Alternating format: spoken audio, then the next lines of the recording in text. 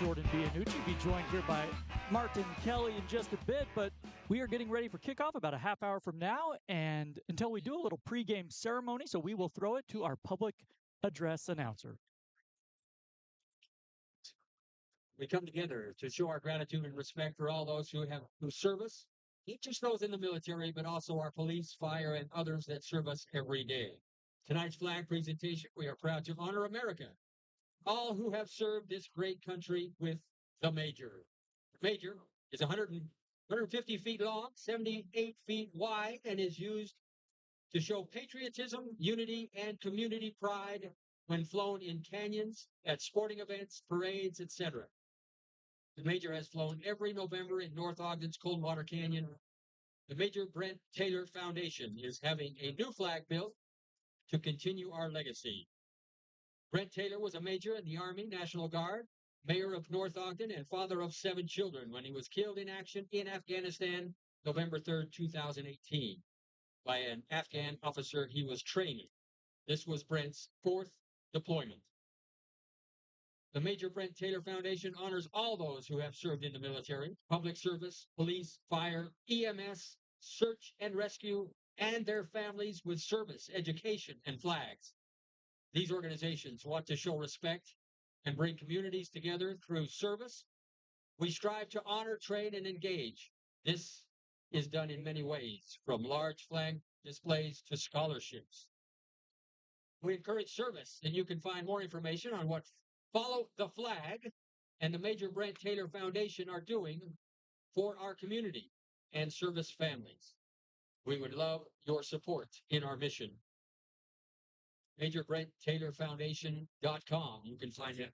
We take a moment to thank our veterans from the Army, the Navy, Air Force, Marines, Space Force, and our service organizations, police, fire, EMS, search and rescue, and their family members who have served our country.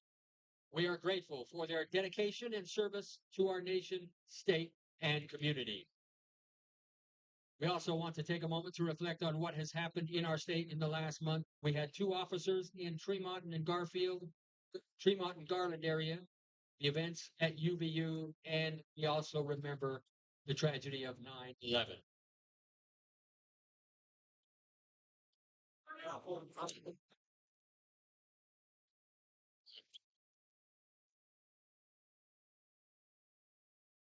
Beautiful. Give them a hand. Thank you, volunteers.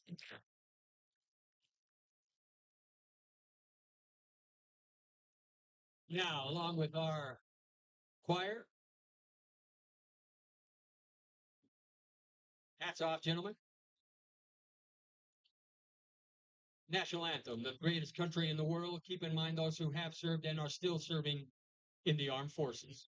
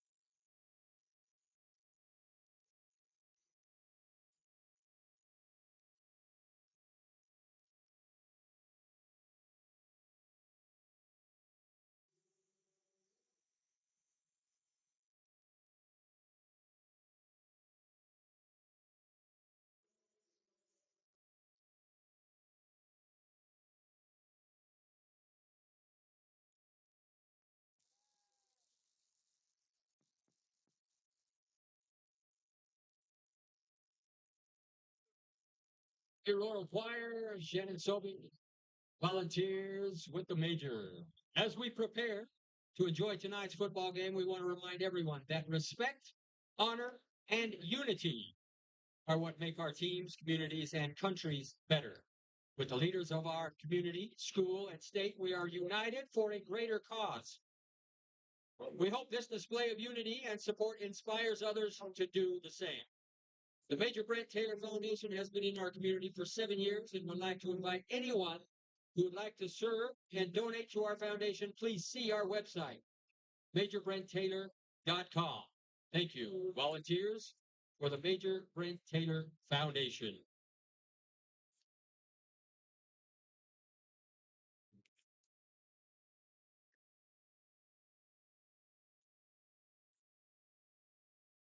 Hope you enjoyed the pregame ceremonies here at homecoming night at Roy High School. We will take a break and come back in about 20 minutes with kickoff.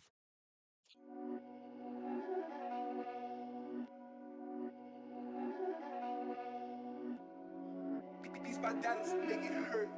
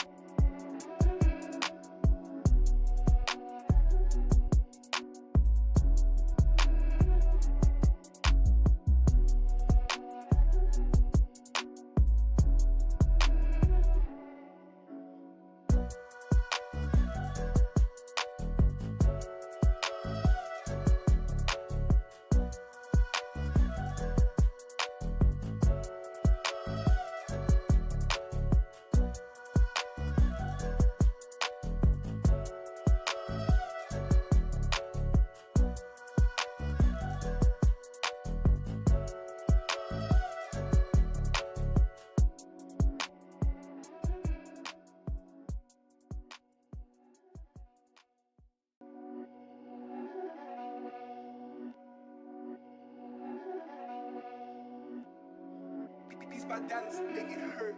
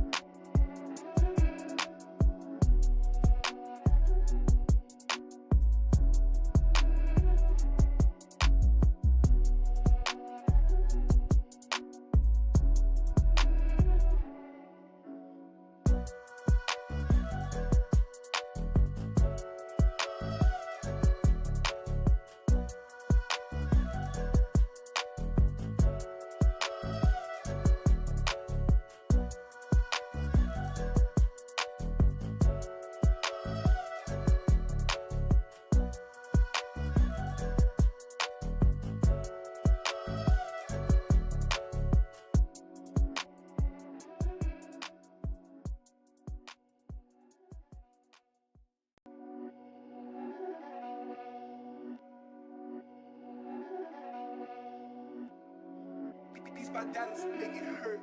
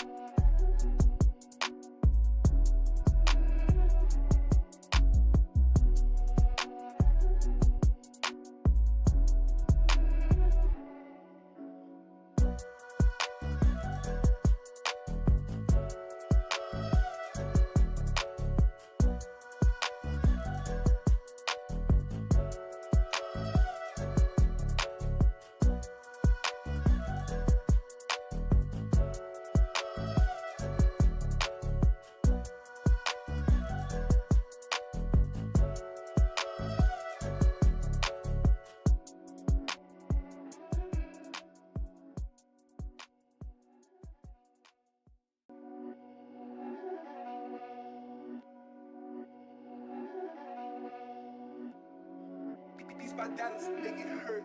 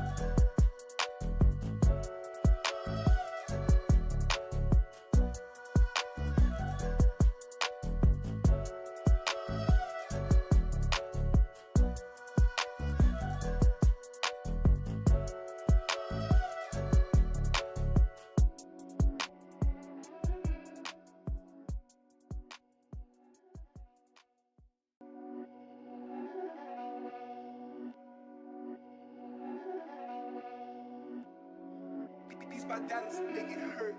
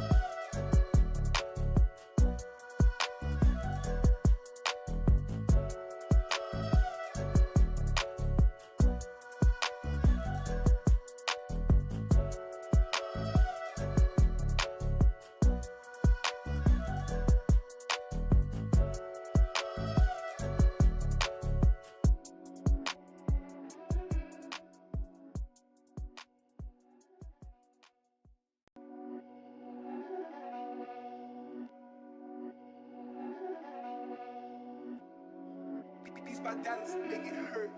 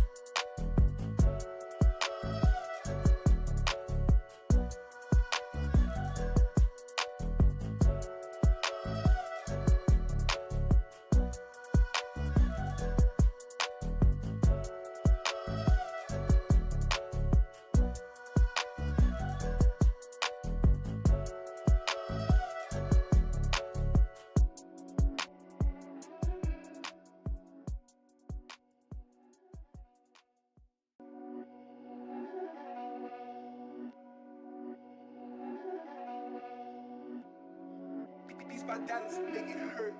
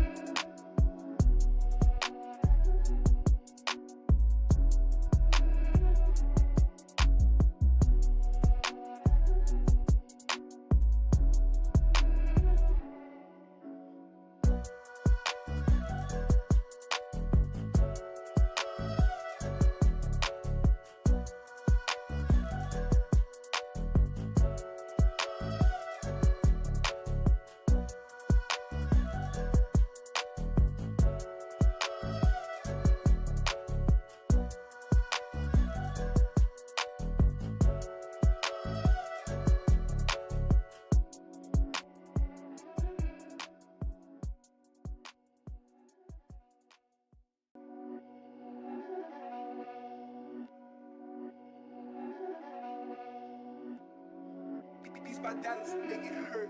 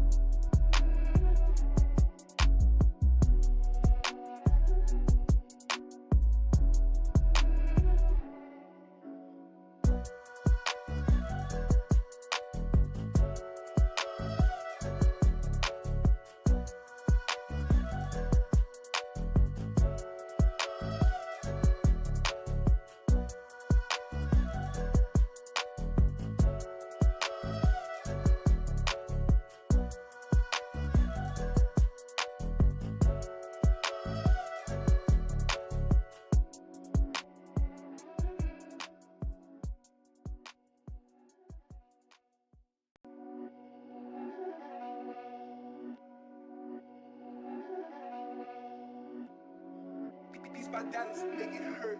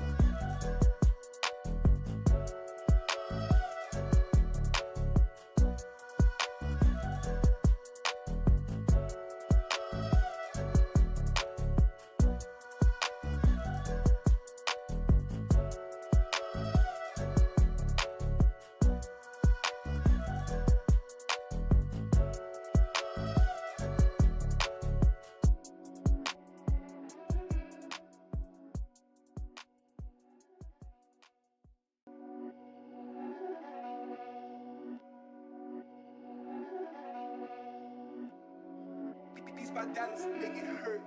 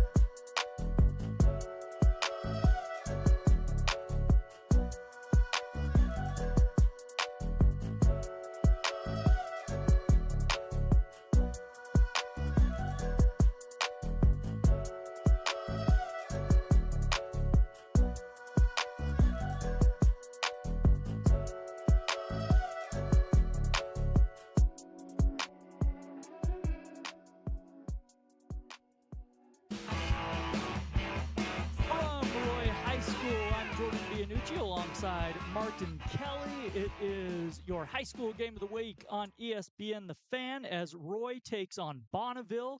It's homecoming. Martin, what a night to be here. Yeah, what an absolute night. We watched little skydivers before kickoff here. We're watching the captains do the coin flip as we speak. It's going to be a fun game here. Let's see what the Royals and the Lakers can give us.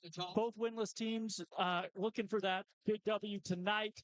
You saw, look, we did Roy last week. What does Roy have to do to come away with the win tonight? You got to just play your game. Honestly, they just have to stay out of trouble. They can't do too many offensive mistakes. If they do that and defensively they play a strong game, they can win this game against the Lakers. All right, we'll take a break, come back with kickoff. It's Roy and Bonneville next. When the going gets tough, the tough are already up and going. Because when the only way is through, you go boldly into the task at hand. With the right tool to accomplish the improbable. More muscle, more hustle, more accomplished. To you, it's just another Tuesday. Because if you have the will, we have the way. Accomplish more with a Bobcat loader or excavator. I feel like nobody does pizza like we do pizza. We started making pizza out of our wood fire oven, back of a fire truck. It seems like that's what everyone needs.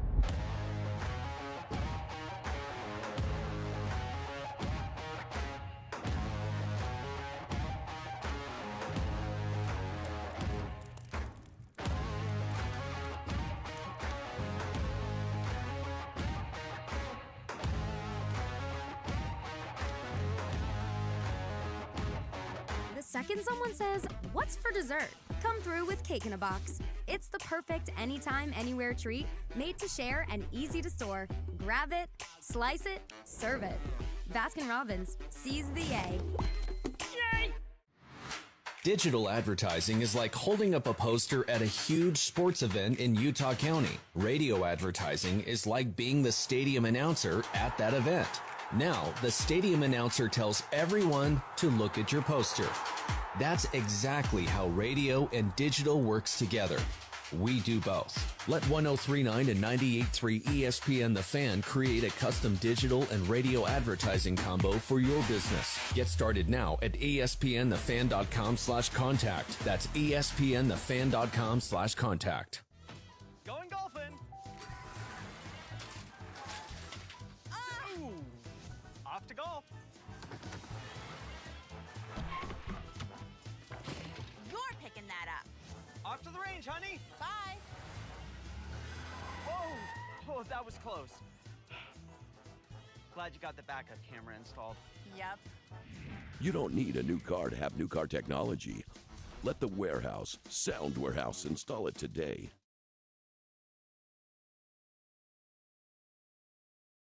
When the going gets tough, the tough are already up and going.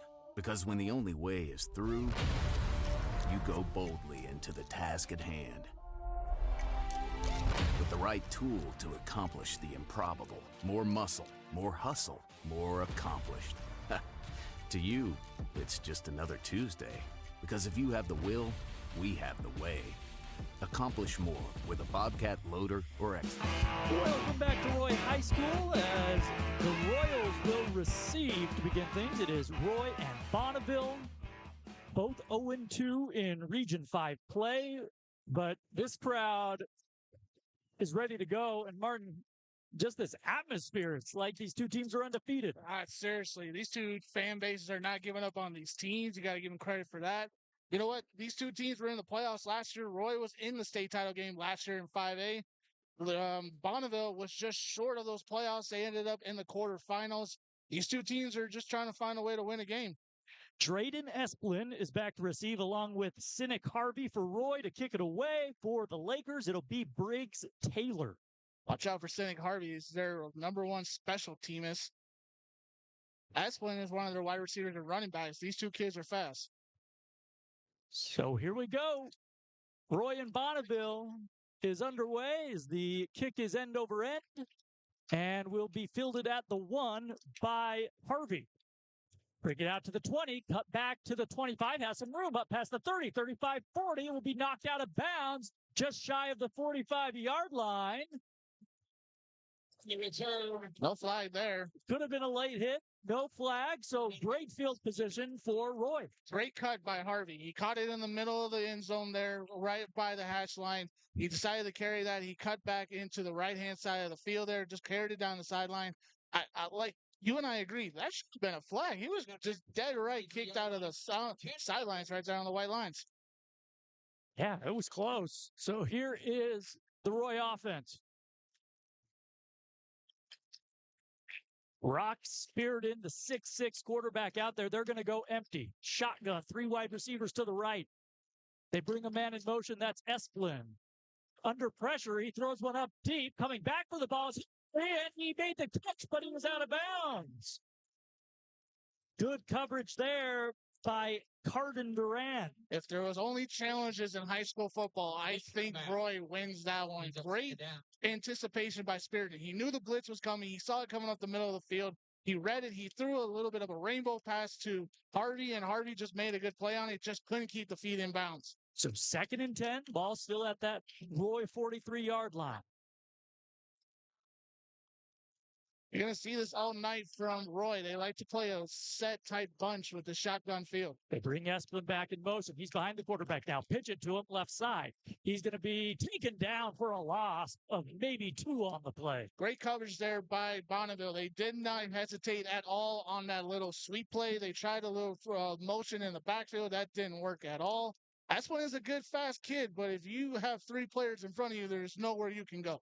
And it looked like it was Daniel Park on the tackle for the Lakers. So a 3rd and 12 now. Daniel Park is going to be a guy you hear all night from the Bonneville defense. He plays both sides. So let's see what type of stamina he has. 1 back on the right hip of Spirited. 2 wide receivers to the right. Now they bring a man in motion. Back to pass. He is going to dump it off in the flat. It is caught. And he's going to have a 1st down and more. Into Laker territory. Knocked out at the 42-yard line. That's Tyler Dixon, one of the wide receivers there for Roy. Just great crossing route across the middle of the field. He caught it. He was probably about 8 yards behind the line of scrimmage. He ran towards the sidelines, got the angle. Good 1st down there by the Royals. So 1st and 10, all at the Laker 42.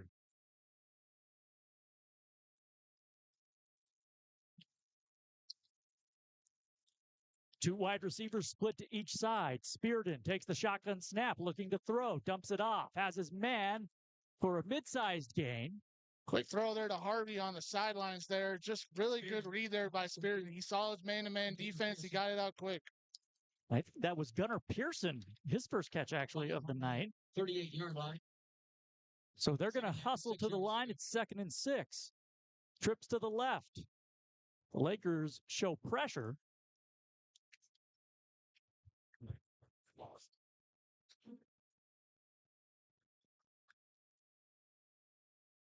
Spearden over to Esplin, who drops it in the backfield.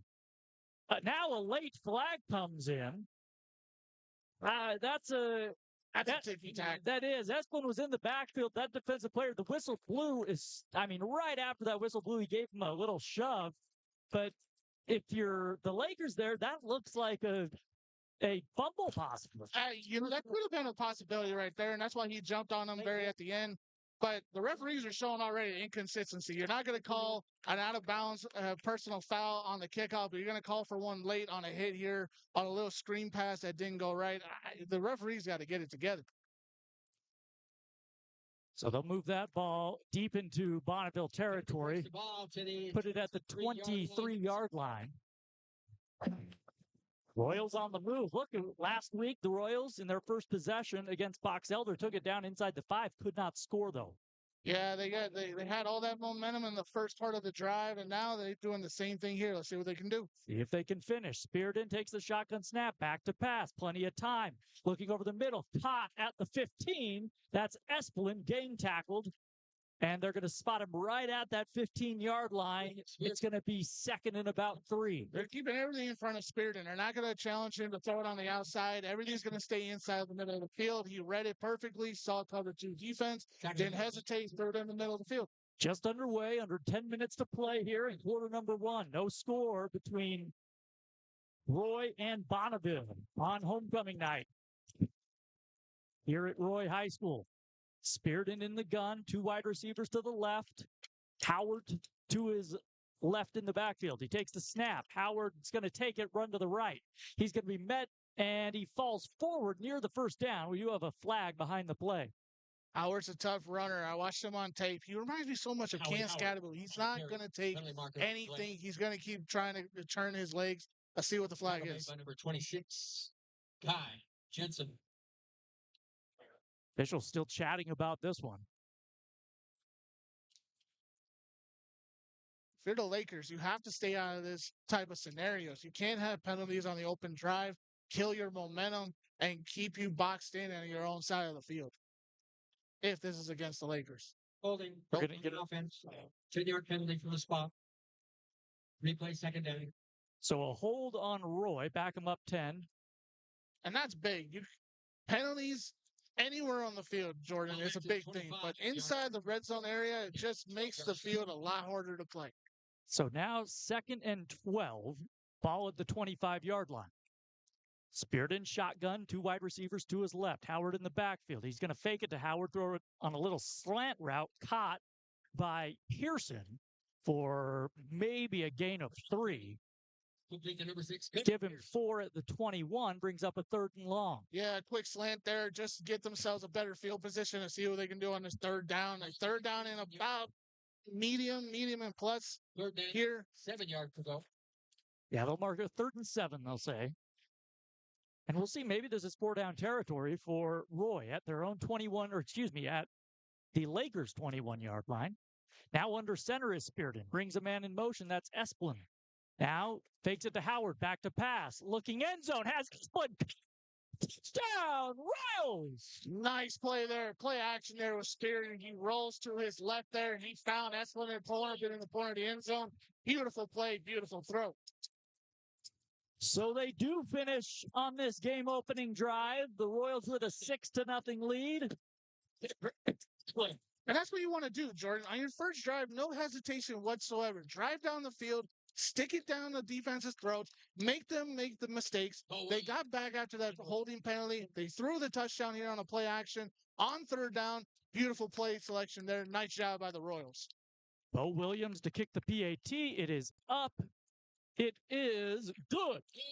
So Roy marches down the field, and they score. They lead it 7-0. They never led in last week's game against Box Elder. Now Bonneville will try to answer. Hey, I'm just watching Brock Spearden on the sideline here. He's jabbing it up with Esplin here as they grab some water. Confidence, enthusiasm. He is ready for this game. He has all the energy, and he just threw it out there on the first drive.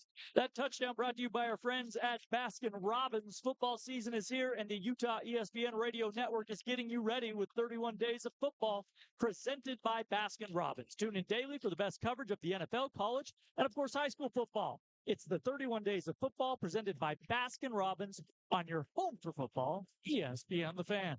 And Jordan, if you're the Lakers on this possession, you have to answer. There's no other option. 8:34 left to go here in the first. You can't give the ball back to the Royals with the momentum that they have in their corner right now. If I'm the Lakers, it is touchdown or bust on this drive. It is Ashton Spackman and Briggs Taylor to receive for the Lakers. You mentioned Taylor goes both ways. It's going to be a little squib kick, going to bounce at the 20, and it's going to be taken by Taylor, and he's going to be hit hard at the 23-yard line and taken down there. Good hit there by number 12, Tyler Dixon for the Royals. He went in on an angle. He got him, smacked him. Good play there by the kickoff team. So here comes Peyton Tula and the Bonneville offense. They have averaged just 17, well, I should say just under 18 points a game this year. See if they can move the ball this evening. Both teams play the similar offenses. They like to play this tight bunch shotgun spread option. They don't like to spread the field out too much. They like to have a man offset off the line here, as we see that with the Lakers. Let's see what they do on their first drive. Shotgun snap, give it to Chavez. That's Noah Chavez with a 3 or 4 on the gain. And go ahead, Ron. I was going to say, Chavez is going to be their workhorse. A nice power run there, counter run right there by the Lakers. Just a reminder, the clock on our streaming side on YouTube, it is approximate, so not exactly. Right now, we're just at 8:06 to go in quarter number one. 7-0 Royals. 2nd and 6. Back to pass. Tula looking, has a man caught. First down over on the far sideline. And then wrestled out of bounds. That looked like it was maybe Daniel Park on the reception. Yeah, that's number 8. Daniel Park there for the Lakers, one of the reliable receivers on this team. Nice throw there from Tula. He didn't hesitate at all from the opposite hash, threw it all the way across the field. Nice throw. Ball at their own 40. Left hash, 2 wide receivers split to each side. Tula back to pass, caught over the middle, and wrestled down is Briggs Taylor. Again, we call his name, and it'll be about 2nd and 6. 5-yard out route right there for Tula. He just saw it, read it real quickly, threw it down to him. Good numbers there for Briggs Taylor. So indeed, they give him 5 right on the dot. Spotted at the 45-yard line. 7.5 in quarter number one. Both offenses with a quick tempo. They're not wasting time. Trips to the right, bunched out there on the right hash. Tula in the shotgun. He's going to throw a little screen out there to Spackman, who makes a move. It gets the first down and more. He's into Roy territory. Spot him at their own 46, or spot him at their 46. Nice play there by the Lakers right there. Get the ball out to the hashes. Make your wide receivers have to work a little bit. Blocks perfect right there for the wide receiver screen. Spackman, he's their leading wide receiver on this Lakers team, so we're going to see a lot of him. And right now, Roy giving a lot of cushion to those wide receivers. They're playing a cover 2 man. That's kind of what you pay for when you play that defense. Tua in the shotgun. Back to pass on first down. Throws over the middle. Caught again. And again, it is Ashton Spackman.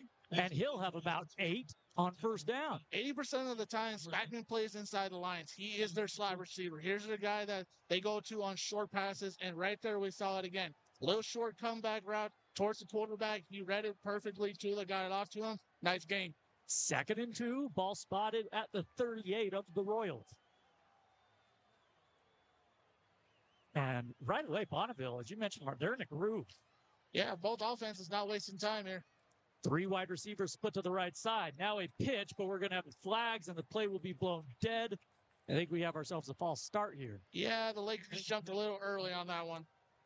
First penalty offensively for Bonneville. That ball foul. False start on the offense. 5-yard penalty.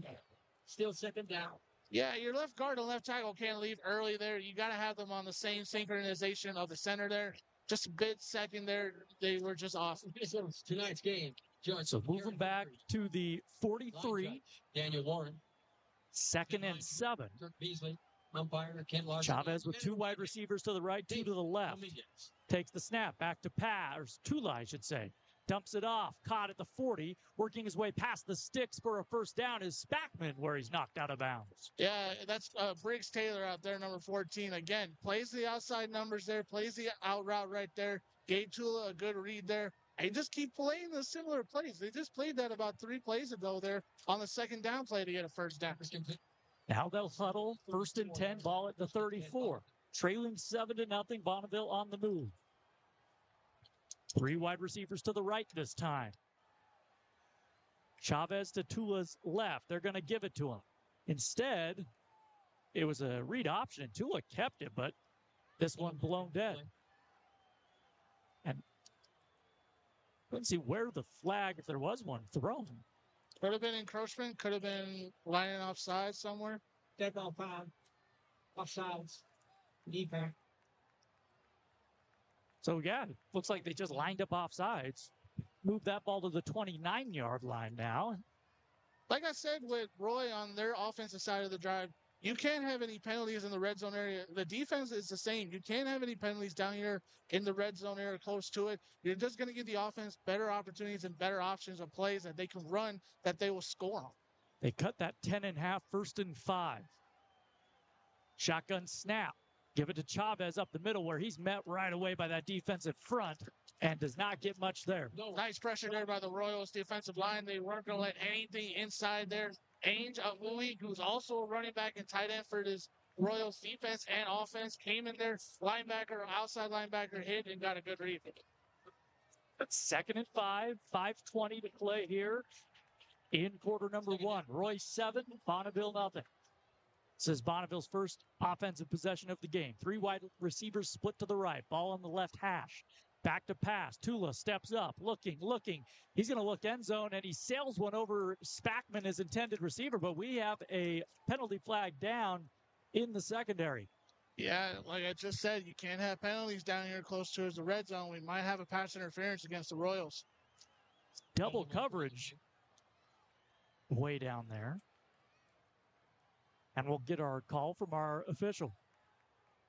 Holding on the defense.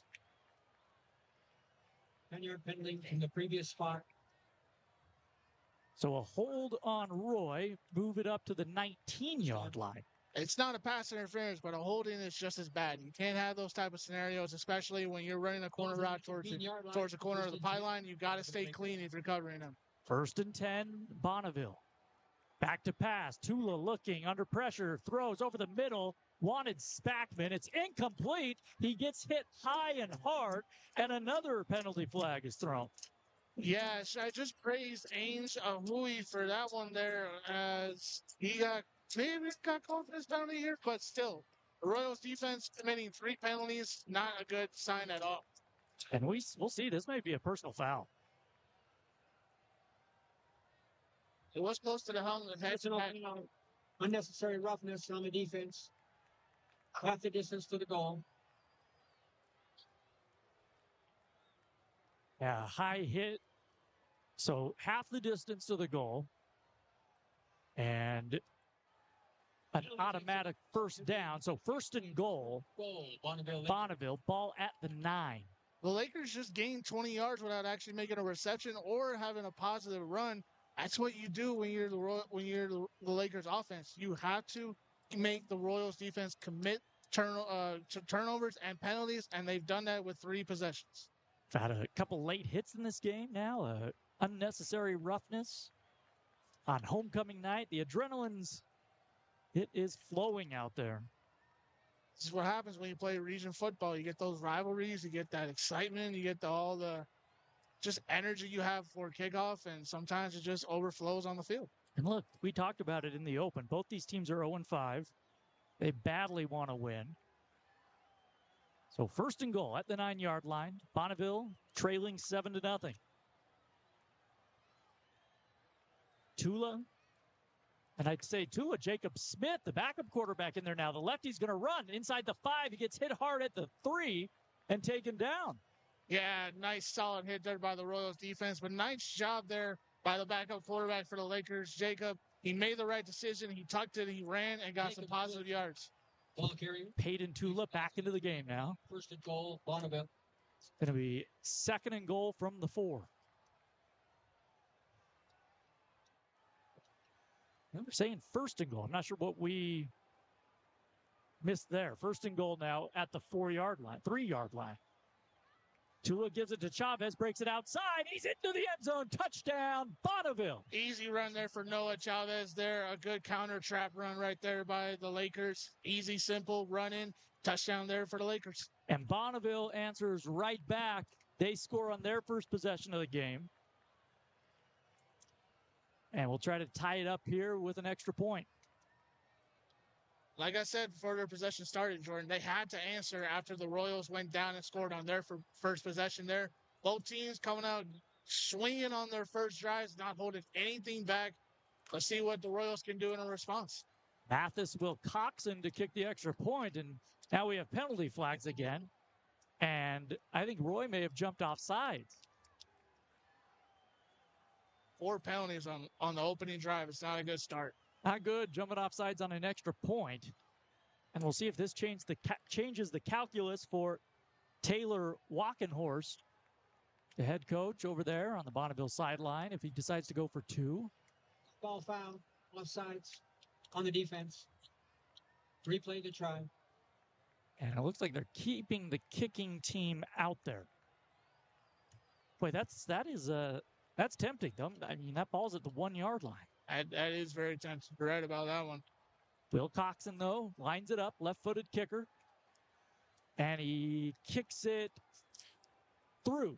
So we are tied at 7 with 4:22 to play in the first quarter. Yeah. What'd you like on that drive, Mark? You know what I liked about it was the fact. Sip into that refreshing island life with bold and spicy flavors, real juicy fruit, and a new twist you can't resist. Get on island time with refreshing bevs at Baskin-Robbins. Seize the A. Yay! He ran the quarterback sneak play also to get there. Jacob Smith, the backup quarterback for the Lakers, just simplicity by the Lakers to force the Royals into mistakes, take advantage of it, tie the game up. Simple. That touchdown brought to you by Intermountain Bobcat, located in Orem, Ogden, and Salt Lake City. Intermountain Bobcat, helping homeowners and contractors conquer their projects since 1995. Bonneville to kick it away. That is Taylor. He kicks it high end over end. It's going to be fielded at the 5-yard line. Bring it out to the 15, 20, and taken down just past the 20-yard line is Cynic Harvey.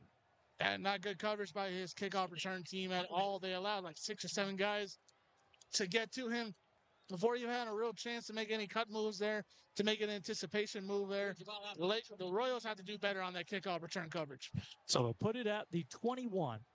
1st and 10, Roy. They scored on their first drive of the game. And both teams took over about 5 minutes on their first possessions of time. So let's see what the Royals can do here with a little bit less time here. 4 minutes. Maybe they can drive themselves down the field, get into a good field position to start the second quarter. What a beautiful night. Homecoming night here at Roy High School. As the sun sets, we are tied in the first quarter. 2 backs to each side of Spearden. 2 wide receivers to the right. Shotgun snap. He will throw it on first down. It gets batted up in the air and incomplete. Nice block there by number 40 for Bonneville there. Christian Iverson. So 2nd and 10. Sorry about that. But nice block there by him. He anticipated the throw. He watched Spearden's eyes. He didn't wait or hesitate. He got up and blocked that pass.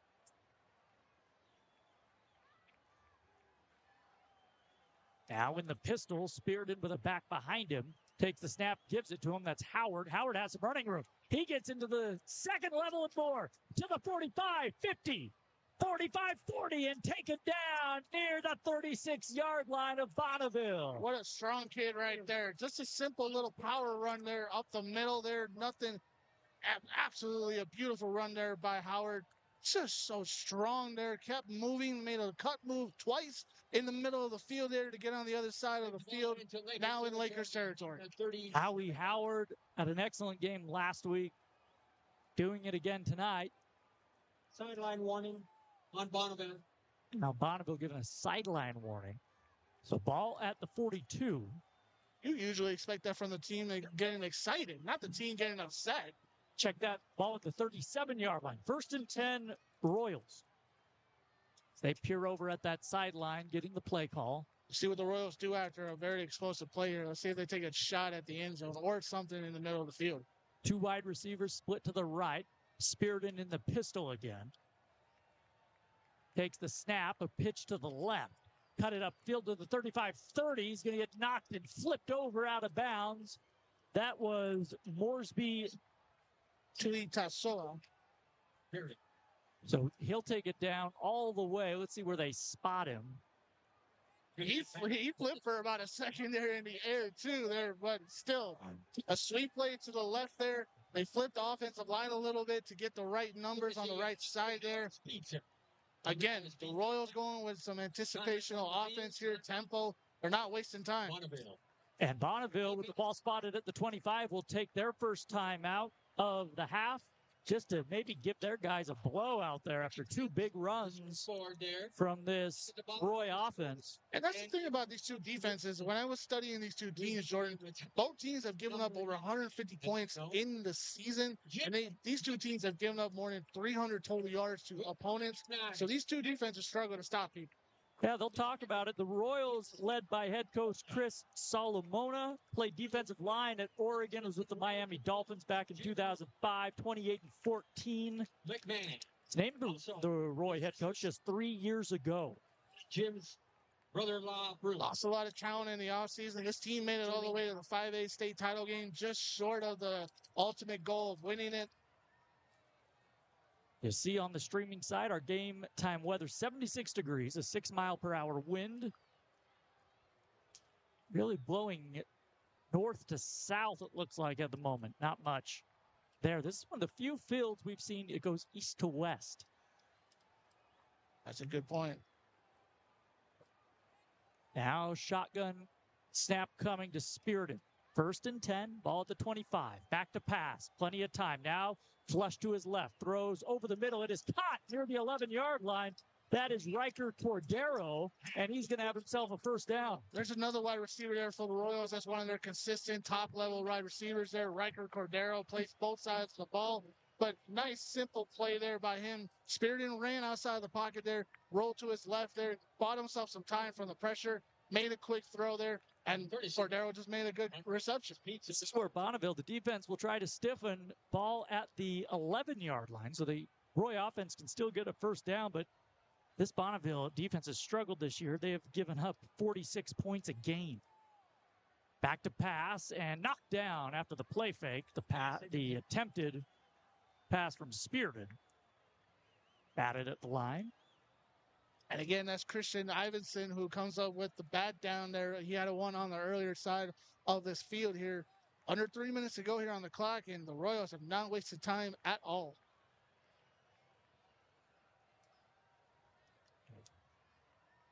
So 2nd and 10. 7-7 our score. 2:55 to play in quarter number 1. Spirited in the shotgun. Howard to his right. He is going to give it to Howard. Excuse me, that is not Howard. That is Ta'u Atza again working his way to the 6. And they'll give him the 5-yard line. It'll be 3rd down. Yeah, just a strong run there up the middle. Again, a counter run inside there between the guard and the tackle. Eating away at this Lakers defense. They have no answer whatsoever for this Royals offense. Nice little run there from Morsby. 3rd and 4 at the 5. This is right around where the Royals had it last week on this left hash. Attempted a field goal and they missed it. So we'll see if this is 4-down territory. Spirited takes the shotgun snap. They give it to Howard. He's into the end zone. Touchdown, Royals. Nice run there by Harvey. Again, same thing that the Lakers had on the opposite side of the field when they scored their touchdown. Easy run inside there between the guard and the tackle on the left side. Beautiful drive there by the Royals. Howie Howard puts it in. It is 13-7, Roy. Extra point pending. We may see a shootout tonight. But that'd be fun considering both of these teams have gotten shut out and shut out badly in games this season. So for these two teams to be running up and down the field scoring touchdowns, they're not really used to this, but it's something that you want to get excited about, especially with homecoming. Bo Williams puts the extra point through, and it is 14-7, Roy. That touchdown brought to you by Dang Brother Pizza. Started in Utah January of 2023. They have the wood-fired oven in the back of their vintage fire truck, a 1977 Mack. We have our own vintage fire truck here behind the end zone at Roy High School. Dang Brother Pizza, they make the Neapolitan-style pizza that cooks in 90 seconds. They specialize in catering for large events, whether it's a tailgate, a wedding. Give them a call. That is dangbrotherpizza.ut.com. Jordan, with that read, you're going to make me hungry all game long. Now I want some pizza. Go find us some pizza. I can definitely find us burgers. If I could show it with a camera, the burger guys are right below us, and it's very tempting to leave and try to go grab some food. Listen, you want to go get us a couple burgers? I can hold down the fort. This kickoff sails into the end zone, and Bonneville will start things at the 20. I have 2 minutes left here on the clock as we have a little bit of mist rain flowing down from the air here. As it's been cloudy all day in the Salt Lake area. You felt a couple drops? I feel a couple drops there. Let's see what Bonneville can do. They have 2 minutes left here. They're at their own, what is it, about the 23, 24? 20-yard line. 20-yard line. Got to go 80 yards in 2 minutes. Let's see what they can do. First and 10, 2:06 to play in the first quarter. Tula in the shotgun, two wide receivers stacked to each side. Takes a snap, and he's going to give it to his back, and he's going to be tackled for maybe one gain. That's Noah Chavez. Good stop there by the Royals defense. It's number 54 for them. Caden Olasco with the stop there. Just good inside presence there by that Royals defensive line. So no gain, second and 10. Ball at their own 20. Two wide receivers to each side. Back to pass. Tula looking, throws it down the left sideline, and he overshoots his man. He wanted Lincoln Brooks, the senior. Lincoln didn't even see it. He wasn't anticipating that ball at that very moment. Tula just threw it up there just because he saw him in a one-on-one coverage and thought that would be a smart idea. Not a bad decision there, but your wide receiver not even paying attention. Ended up in an incompletion. Now Roy looking at a third and 10. 1:35 to play in quarter number one. If you're the Lakers, you need this third down and 10. You do not want to give the ball back to this Royals offense, and because your defense on the other side are tired and they want to break. Durant. They break the huddle. Shotgun again for Tula. Two split wide receivers each side. Back to pass. Tula looking under pressure. Throws over the middle. It is caught. What a grab. Going to the ground with it was Ashton Spackman. He has a first down at the 39. And like I just said, they needed that third down to continue the drive here, not give the ball back to the Royals. They find Spackman in the middle of the field there on a corner route, threw it, and they got it on time there. A little bit down low, but he still made the play with his two hands. Yeah, that ball was low and in front of him, and he made a great catch. Almost like Julian Edelman's play in the Super Bowl versus the Falcons a few years back. 39-yard line. You're not making friends up here with our I'm not. I'm sorry, Bryce. I forgot about that. I'm sorry about that. They give it to Chavez. He's knocked down at the line of scrimmage. The ball carry. No gain on the play. Second down. Under a minute to play in the first quarter. So again, no gain on first down. Roy has really stepped up on this drive against the run. Yeah, their defense has played better in the last 2 weeks. They haven't gotten the numbers in their favor because they're still giving up points, but they have played better on the front seven there. The Lakers offense, again, you can't get yourself in a third down and long situation here. You have to get a third down and marginal here on this second down play. Bonneville goes empty. Tua in the shotgun. Back to pass. Throws over the middle. It is caught at the 45 by Spackman. He's going to be taken down. They'll spot it at the 44. And I think that will do it for quarter number one as the clock ticks under 10 seconds. And Bonneville will be content to take this to the whistle. And after one quarter, it is Roy 14 and Bonneville 7. We'll take a break. You're listening to Utah High School football on 103.9 and 98.3 ESPN The Fan. Every season, every game, every mile. Parents make the drive. Through city streets, mountain passes, and desert roads, you get them there. The Ineos Grenadier, tough, reliable, and ready for anything. It's not just about getting from point A to point B, it's about showing up together. The Ineos Grenadier, built on purpose, ready for whatever's next. When the going gets tough, the tough are already up and going. Because when the only way is through, you go boldly into the task at hand. With the right tool to accomplish the improbable. More muscle, more hustle, more accomplished. To you, it's just another Tuesday. Because if you have the will, we have the way. Accomplish more with a Bobcat loader or excavator. Welcome back to Roy High School, where the Royals lead Bonneville 14-7 as we begin quarter number two. Jordan Bianucci alongside Martin Kelly. So Bonneville with a 3rd and 5. Ball at their own 44. Rolling to his right. Tula looking, lops one. It's caught. First down and knocked down shy of the 40-yard line of Roy is Briggs Taylor on the reception. Nice player by Tula in the offense there to get outside of the pocket there. Get him on the roll there to his right. Get him on the side that his hand is. Find Briggs through the middle of the field there. Nice little simple play there. They spot him at the 43, 1st and 10. Tua in the gun, a man on his right hip. He's going to give it to him.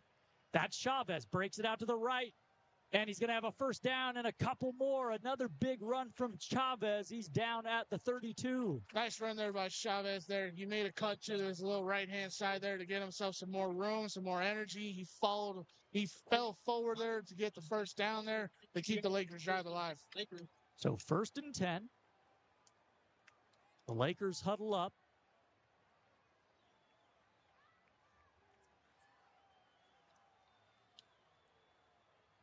Two wide receivers to each side, ball in the right hash. A man in the backfield to the right of Tula. Takes the snap, back to pass. And that's not Tula, that's their backup quarterback. He throws it to the left, and it is caught. Yeah, it's Jacob Smith for the Lakers there, number 10. He usually comes in and he's the runner there for the Lakers, but sometimes he comes in and apparently he can throw the football too. Yeah, he cooked up with Lincoln Brooks there for a gain of 6. Ball spotted at the 26-yard line. And he's still in there. Smith at quarterback, the lefty. This is a good and bad scenario here for the Lakers because sometimes it works, sometimes it doesn't with rotating quarterbacks. Trips to the right. Smith will take it and keep it on a quarterback. Keeper up the middle, and he's taken down for no gain. And on cue right there, he has a good positive play for the first time on the field. And his second possession there, he has a run there, designated run. It just doesn't turn into anything. So Peyton Tula will come back in at quarterback, 3rd and 5 for the Lakers. And he lost a yard there, so 3rd and 5. Lakers need to go to their go-to guy there. Spackman, he lines up on the church side. Trips to the left, pulled it tight. Back to pass. Tula looking. It is cut and then hit very hard is Ashton Spackman. He will lose a yard or two on that one. It'll be 4th and medium. Yeah, like I said, they wanted to go to Spackman because he's their reliable receiver in those type of scenarios there. Looks like the offense is staying on the field here. Let's see what they call on 4th down. But still, a good blow up there by the Royals defense. Should be about 4th and 7. They'll say 6. Ball at the 29-yard line. Big 4th down. Back to pass. Tula looking. Flush to his right. Still rolling. Now backpedaling near the sideline. Lets one loose toward the end zone. It is caught down near the 1-yard line. A flag flies. But he's near a touchdown. No signal. The officials want to convene. I'm not sure if this is offensive or not. We're going to find out. On a 4th and 6. Penalty markers on the play. The pass was caught inside the 5, and the Lakers are saying this is on Roy. Yeah, the Daniel Park there for the Lakers was the receptionist there for him. Tula scrambling outside of his pocket, trying to buy enough time there. Park just ran towards the corner of the end zone, towards the pylon, made something out of nothing. Let's see what this is. Officials taking a long time chatting about this. I didn't see a late hit on the quarterback, and there didn't look to be any holding or pass interference action in the secondary. So I'm not sure what they could be calling here for. The flag was in the secondary around the 10-yard line. I think it was thrown by the back judge. It was thrown by the back judge. Could be a holding, could be just interference. Well, let's see. They're really having a long conversation here.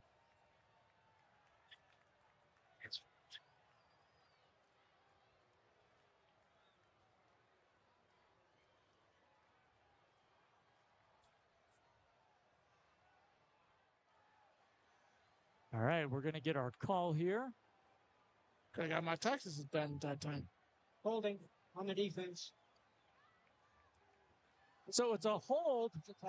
The result of the play, touchdown, Lakers. On a 4th and 6 from the 25. Like I said in the first quarter, you can't have penalties towards the red zone area. That's what happens with the Royals defense. They were trying to anticipate everyone running towards the sideline, running towards the end zone there. Bought themselves enough time to get that penalty plus a touchdown. Good play there by the Lakers. So Mathis, Wilcoxon in to kick the extra point.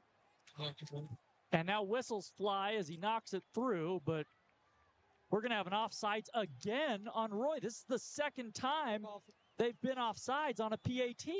This has got to be their sixth penalty of the game so far. We don't keep track of it, but it's got to be 6 or 7 penalties already on Roy. I've never seen 2 consecutive offsides on an extra point. So all you have to do is watch the ball. Watch the ball. So now Bill Coxon will kick it again from the 1 this time, and we have more penalties. So obviously they're trying to make Bonneville jump here, but that's the most opposite idea you could do, especially with a PAT. Well, at some point, if this is on Roy, you move it half the distance inside the 1. Might as well give it to Chavez and see what he can do. Yeah, or you got to think about a quarterback sneak. Smith is a better runner. Another offsides. That's the 3rd offsides on a PAT. We've had 2 PATs. Replay the try. Stay on side. Watch the ball. And they're still going to kick it.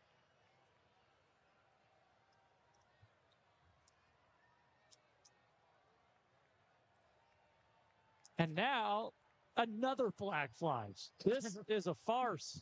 Again, it comes from the interior side of the Royals special teams here.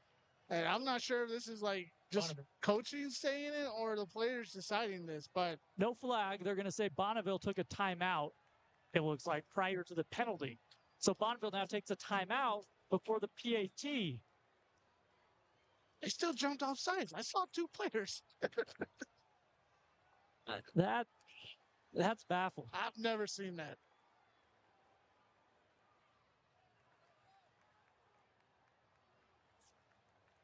You have to assume Bonneville talking about going for 2 here as we take a look at the head coach Taylor Walkenhorst for the Lakers. Spent the last 4 seasons at Pleasant Grove, 17-34. And let's see what he decides to do here.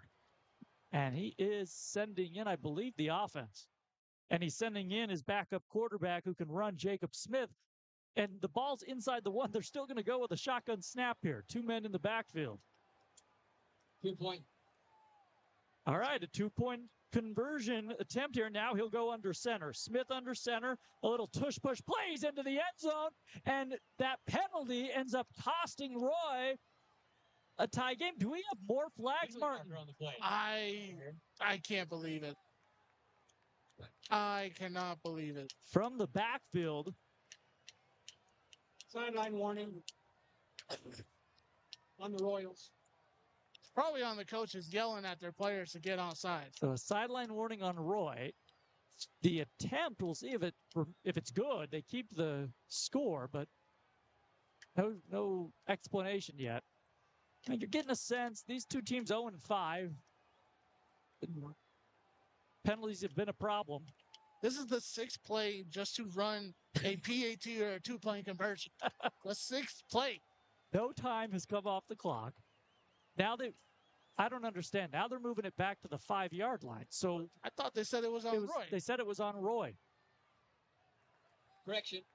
Sideline warning on Bonneville. So that's a penalty, Martin, because Bonneville had already had a sideline warning. That is unbelievable. Okay. That's what happens when you have 2 0-5 teams. That's exactly what happens. Miscues and mishaps. I mean, you just gave away a 2-point conversion. So now we back up the extra point attempt, and it's blocked. Oh, my goodness. Oh, the humanity. Are there any flags on the field? Flags. Unreal. I think the whole crowd is sharing the fact that there's no penalty flags anymore on the field. Like a 7-point swing in that sequence. Seriously. Wow. Can we get some control of this game already, please? 14-13 Royals. I've never seen anything like that. I never want to see it again. That's...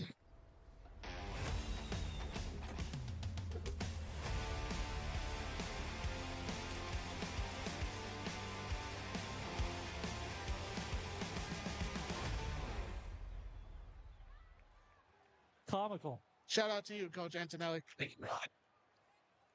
So after all of that, Bonneville will kick it away from the 40. They trail 14-13. The kick is end over end. It's a short kick, going to be fielded at the 6. Brought out to the 15. And taken down at the 16-yard line by a swarming Lakers special teams unit. Special teams, it just has not been good at all tonight for the Royals. Again, they have all the miscues and mishaps of the penalties on the PAT.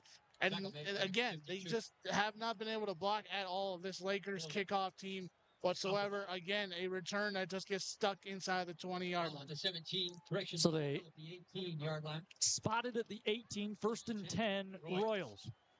8:56 to play in the first half.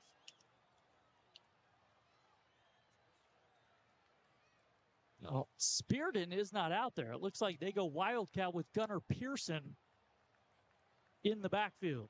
Takes the snap. He's going to run it himself up the middle, has some room, and he will be met at the 29-yard line, and the Royal offense will push him forward 5 more yards. A perfect play call right there. Throw your offense out there. Give it to some of your best players right there.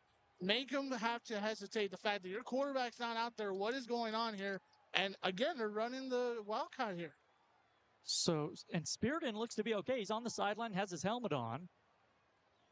Again, take it. Wildcat up the middle, and he'll be knocked down after a gain of about 7. Back-to-back positive plays here by the Royals offense. Again, tempo, no huddle. They keep going. They keep Pearson out there, the junior. Takes the shotgun snap. Runs it again right up the gut. He will get near the first down marker.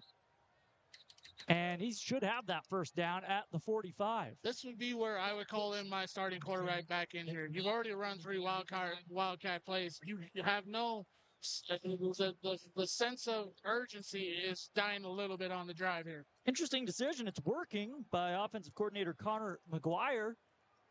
I mean, the Roy offense has been moving the football. So 1st and 10, ball at the 45, and Pearson's still in there. Takes the snap, will run it up the middle. And he's met at the 45, no gain. The surprise attack with the Wildcat worked on the first 2 plays there. Again, now they're throwing their quarterback back onto the field there. I think it was a play too late there. After 3 plays of running your Wildcat, you should have thrown the quarterback out there.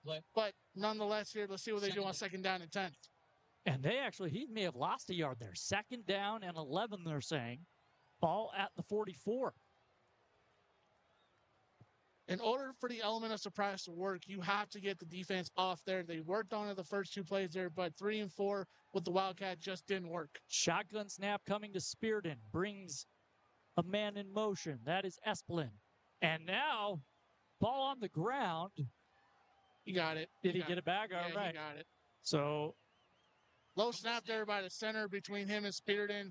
Just didn't make it to Spearden as a quarterback there. 14. Now you're looking at a 3rd and 11, ball at the 41. 14-13 Royals. Long distance to go here. Midway through the 2nd quarter. Shotgun snap to Spearden. Instead, we get penalties.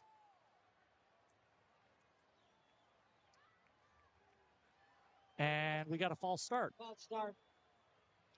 The offense. So after an auspicious start for Roy with the Wildcat on this drive, now they're way behind the sticks. 3rd and 14, ball at the 36-yard line. Their own 36. Trips to the left. Spearden sends a man out in motion, back to pass, looking, stepping up in the pocket, throws over the middle, caught, 1st down, and taken down is Ryker Cordero inside the 45-yard line of the Lakers. As soon as before they snap that ball, I'm thinking to myself, they have to go through the middle of the field here. They have to get the 1st down here to keep this drive alive.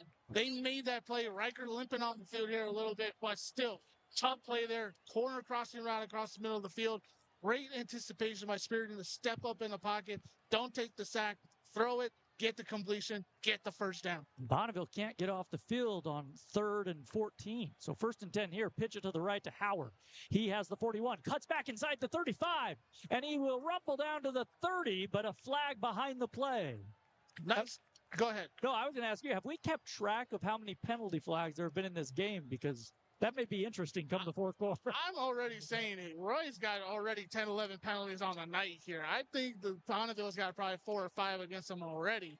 I've never seen almost 20 penalty calls in the first half. Holding from the offense. Only on penalty from the spot of the foul. So a hold on the Royals negates a long run for Howard. And you can't have that after you had the big conversion on third down. First down and 10, you come out, you throw a little sweeping play to the right there with your best running back, and you get a hold is because you can't pay attention to how you're blocking. So ball at the Laker 47-yard line, 1st and 14.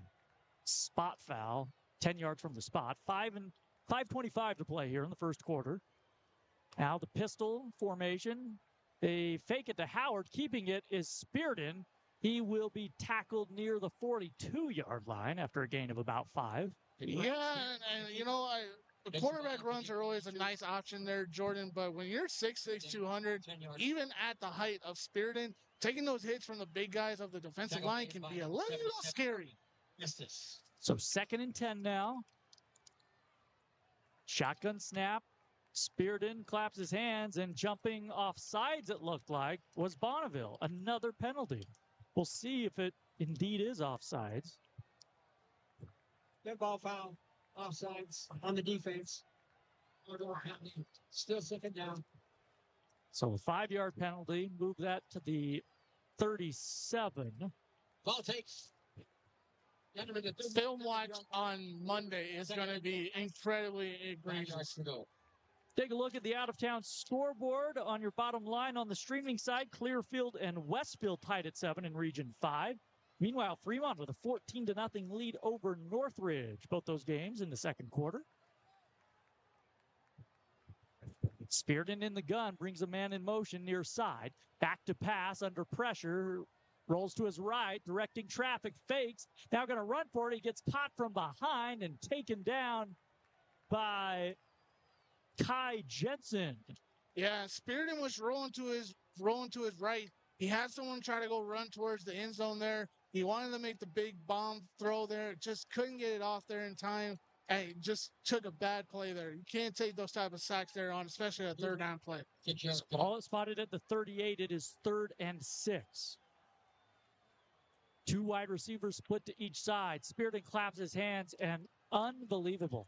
Another offsides, it looks like, from Bonneville. We've seen, I mean, looks like the same tape. Just either way, these teams are going to be running on Monday. They're just going to be running. I would be running them. So it goes from 3rd and 6 to 4th. 1 yard to go. And 1. 3rd down and 1. Ball at the 33. Let's see if they give it off to their big back here, Howard, and see if they can get themselves a first down to keep this drive moving. Clock ticking under 3:30. Now they hustle to the line under center. It's a quarterback sneak. They push him forward. He has the first down, and he's near the 31-yard line. Not the prettiest tush push, but then again, if you can get it done, you can get it done. On the keeper. I mean, if you're Bonneville, you're just kicking yourself right now. Absolutely, you are. Penalty after penalty. Watch the ball. That's the simplest thing you learn as a football player. Watch the ball. And it turned a 3rd and 6 to a 3rd and 1. So 1st and 10 now. Ball at the 31-yard line. 3 minutes to play in the half. 14-13 Royals. Especially after you already had him on a penalty of a hold. Now a give to Howard up the middle. He'll get a couple. As a defense, you should not allow the offense to get away from their own mistakes. When you got them on a holding penalty, you backed them up 10 yards to a 1st and 20, and then they evidently get the first down after that. You're just shooting yourself in the foot here. The Lakers defense is not having a good night. Look, this is not just the Lakers. This is penalties from both sides tonight. Absolutely. Pistol formation. Spearden takes the snap. He gives it to Howard again. He's going to rumble his way forward, and you're going to be shocked, but we have another penalty flag on the play. Yeah, somebody's helmet is rolling off, too, for Royals. We'll see what call is here. The carry. Penalty marker on the play. if you'd like to sponsor the penalty flag, give us a call. We'll be making some serious cash, and you'll be getting some real exposure out here tonight. We're gonna have a false start on the offense. Decline by Bonneville. Brings up third down. Okay. So a penalty on the offense, but the official said it was declined. I heard that too. Declined. I'm not sure why. So it would bring up a 3rd and 7 from the 28. Third down defense has not been good tonight. You've given up good third downs to the Royals offense here. I would have taken the penalty yards and backed them up. Instead, they have 3rd and 7. Back to pass, Spearden looking, rolling to his left. Under pressure, he's going to be taken down. No, he gets away. And he's going to run near the first down. Let's see where they spot him. Somehow he got away from one tackler in the backfield. Good scramble play there by Spearden. He rolls to his left and trying to just buy some time there. Had all the open grass in front of him, but he didn't take that. Almost gets sacked in the backfield, but then he got away from that, a little bit of a 360 spin, and then gave some yardage on the play. Well, there was some miscommunication there because they're saying this now is 3rd down. Yeah, that's what I saw. It said 2nd down on the previous play, but they didn't accept the penalty. So ball to the 26-yard line, 3rd down. Ball at the 26, and they're saying 3rd and 4. So they just got an extra down there. Let's see if they give it off to their big back here. Pitch to the left. That's Espelin. And he will be near the first down, but it may be a yard short. And now it's 4th down. Your extra down here for the Royals. If I'm Roy, I go for it. And I'm not understanding what Espelin was doing on that one. It was a design pitch to him. He had an open lane there that he got it blocked by Howard. He didn't take it. Instead, he ran right behind Howard and got caught up in the traffic when they did get to him. I'm still stuck on we're going 5th down here. 4th down, 2 yards to go. Okay, so we're being told that the PA announcer, they did not decline the penalty, and it was 2nd down. So here's 4th and 2. And we have more penalty flags. Stop us if you've heard that before. Dead ball foul. False start on the offense. 5-yard penalty. And that is a killer. A false start on 4th and 2. Now you're looking at 4th and 7. Jordan, we don't encourage anybody to play any drinking games with high school games, but if at this point, if you're betting on penalties under 20, you may have lost. It's a dangerous game.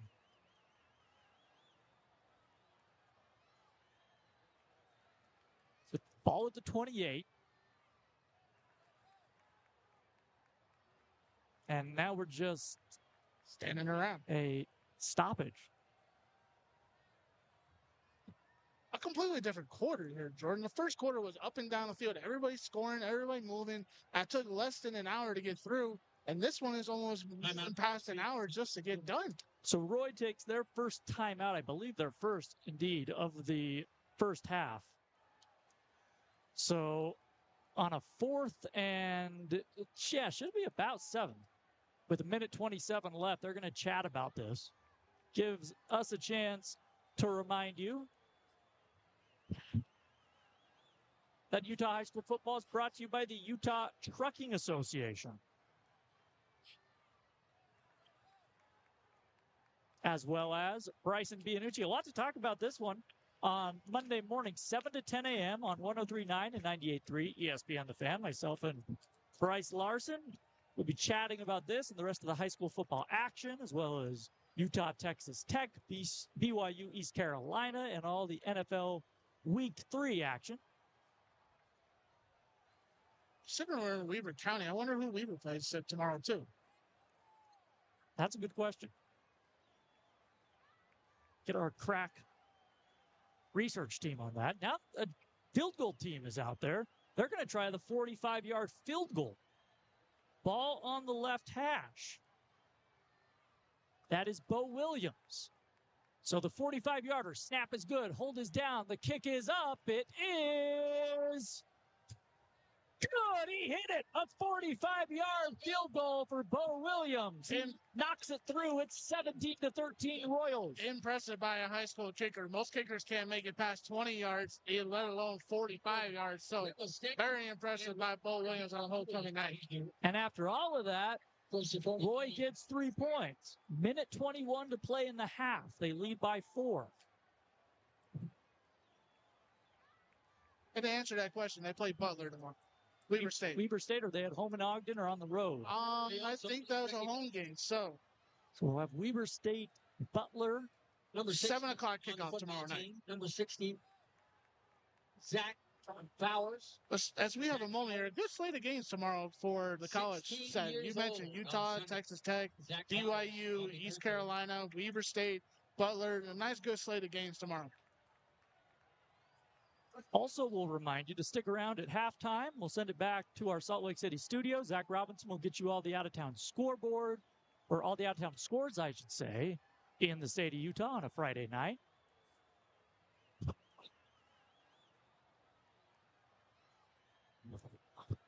So this will be kicked away from the 40-yard line. And we have penalty flags on the kickoff. Oh, okay. I got to hear this one, and then I'll react. Penalty on the play.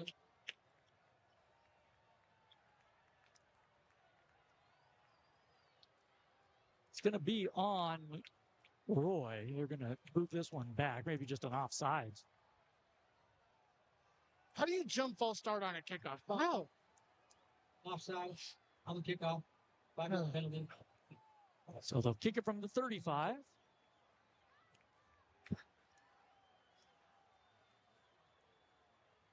Briggs Taylor back to receive along with Spackman for Bonneville. As Bo Williams, who just knocked through a 45-yarder, will send this one into the night. It's going to be fielded at the 6 by Spackman. He's going to toss it behind him to Williams, who's knocked down at the 25. So a nifty little play there. And I say Williams, I beg your pardon, Biggs Taylor. So with a minute 15 to play in the half, Bonneville will start at their own 25-yard line. A minute and 15, one timeout, Jordan. In this scenario, you have to move the ball fast. No huddle here. Stick to simple offensive plays you've practiced. No hesitation whatsoever. You have to go as soon as you get the ball out of your hand. So here comes Peyton Tula in the offense. Empty. 3 wide receivers, split to the left, 2 to the right. Look for them to throw the football in the middle of the field. Spackman will probably be the guy. Back to pass. Tula looking down the right sideline. It is overthrown. Intended for Daniel Park. Bad throw there. Just trying to work the sideline there with Park. It was a good idea, but the free safety in the corner were right there. A dangerous play in trying to gain a lot of yards really quickly. So 2nd and 10, minute 11 to play. Trips to the left, still empty. Tula back to pass, looking. Throws it over the middle. It is caught by Spackman, who's taken down at the 30-yard line. Clock rolling under a minute. No hesitation whatsoever. No, it's just the Lakers are treating this as if it's a regular drive and they have 5 minutes. You got to go. Not a lot of urgency. Tackle made by number 22. Under 50 seconds to play, and they seem to be 3rd down. Okay with, well, I think right here, Martin, 3rd down. 6 yards to go. They don't want to, if they don't get this, they don't want to give it back to Roy. If I'm Roy, I would have called the timeout 20 seconds ago. So they're really taking this thing all the way down. We're under 30 seconds as they snap it back to pass to a flush to his left. He is going to just throw it out of bounds. The clock will stop with 26 seconds left. And you assume Bonneville will punt it away at their own 30. The worst drive Bonneville's had all night. There's no, there's just the worst drive they've had. That was, yeah. So here comes the punting unit. And Roy's going to have a shot to make something happen with 26 seconds left as Gunnar Pearson, the junior, is back to receive at his own 32.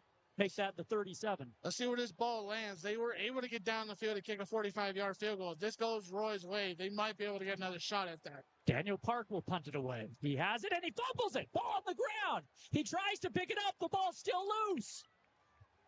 And now Roy is going to have it, and they are going to be in prime position. 20 seconds left, ball at the 20. This is very simple, Roy. All you have to do is run the ball twice, get into good field goal position, kick the field goal, and get to halftime. That's it. That's all they have to do. They have 2 timeouts remaining. They're going to spot it at the 21, so that was a disaster for Bonneville. 6-7 yards is all you need here. You don't need the full 10 yards at all. 17-13. The Lakers trailing the Royals with 20 seconds to play in first half. Spearden will come in, and they're going to go empty here. They are maybe not content with the field goal. A shot at the end zone is not a bad idea. You have 20 seconds, 2 timeouts here. I would try to work those 2 timeouts to your advantage. Back to pass. Spearden throws one over the middle. Quick hitter, and Esklin has it at the 15. Knocked down quickly. Clock to 15 seconds as Roy takes a quick timeout. And they do that. You saw their coaching staff run immediately to the officials and say timeout there. Good call by them. Good play there. A quick little slant in the middle of the field there to get some good field position. It'll be second down, but more importantly, 15 seconds left. Ball at the 15 on the right hash. Roy will talk about it. They have 1 timeout remaining.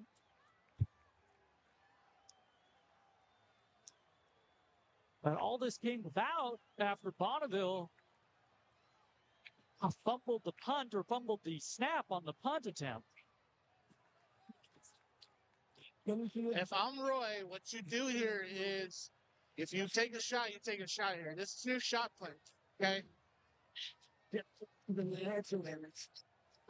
Call pass play real quick. You see if you can throw it to the end zone here.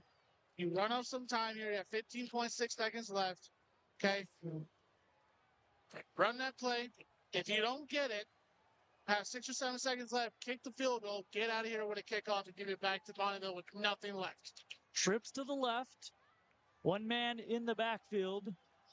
Morsby to the right of the quarterback. Now back to pass. Looking off his back foot. Has a man in the end zone. It's good. It's it. Touchdown, Royals! What a throw! What a catch! Just like I said, they were going to go for the big play there right before they made the decision whether they're going to kick the field goal or not.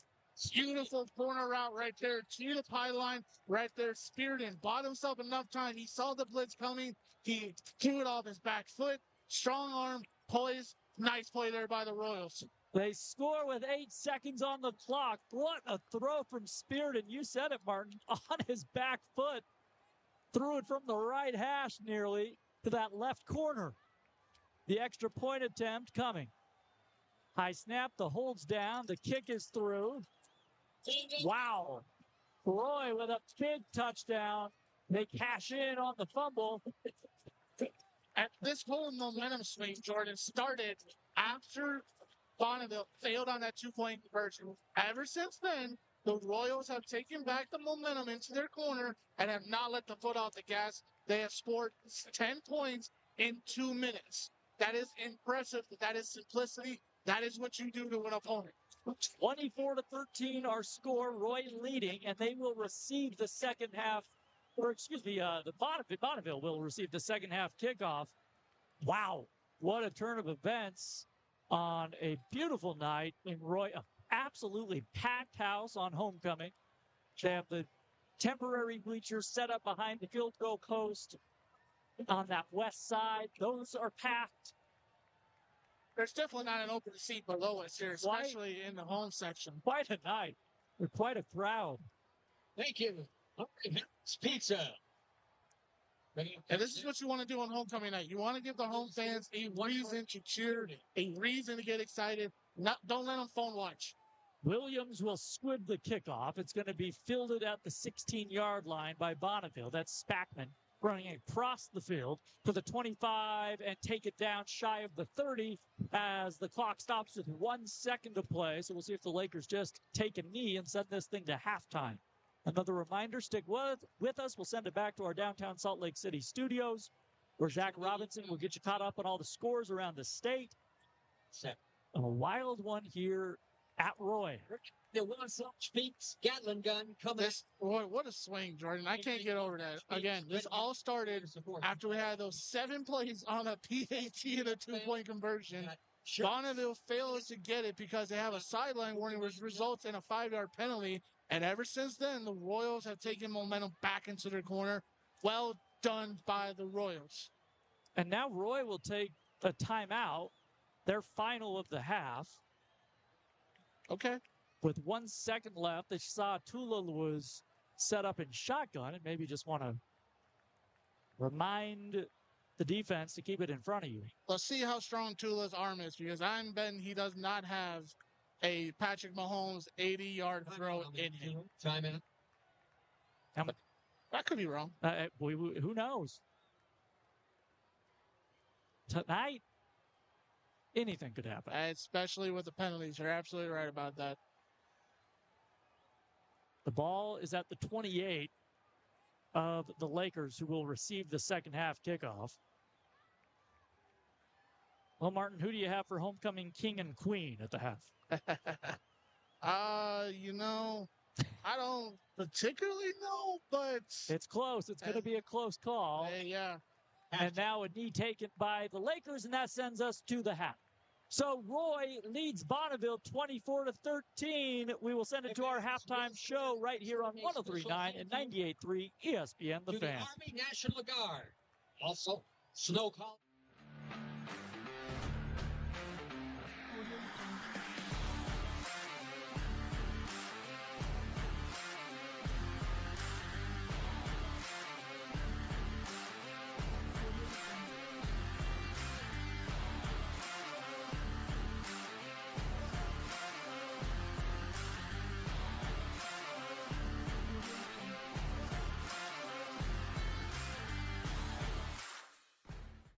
When the going gets tough, the tough are already up and going. Because when the only way is through, you go boldly into the task at hand. With the right tool to accomplish the improbable. More muscle, more hustle, more accomplished. To you, it's just another Tuesday. Because if you have the will, we have the way. Accomplish more with a Bobcat loader or excavator. If you've been in an auto accident, the stress can be overwhelming, and you have so many questions. Before you start calling attorneys for answers, call Jay at autoinjuries.com.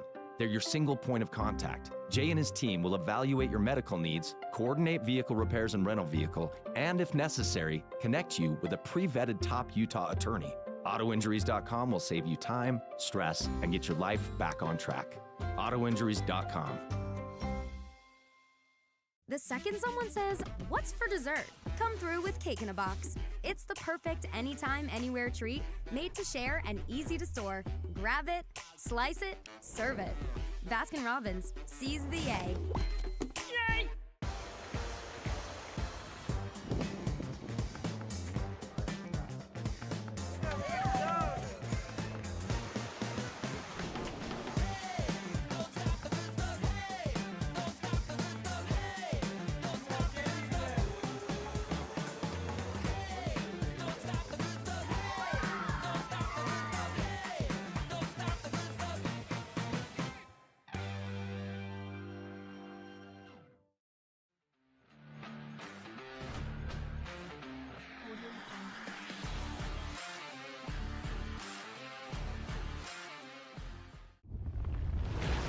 Sip into that refreshing island life with bold and spicy flavors, real juicy fruit, and a new twist you can't resist. Get on island time with refreshing bevs at Baskin-Robbins. Seize the A. Yay! Digital advertising is like holding up a poster at a huge sports event in Utah County. Radio advertising is like being the stadium announcer at that event. Now, the stadium announcer tells everyone to look at your poster. That's exactly how radio and digital works together. We do both. Let 103.9 and 98.3 ESPN The Fan create a custom digital and radio advertising combo for your business. Get started now at espnthefan.com/contact. That's espnthefan.com/contact.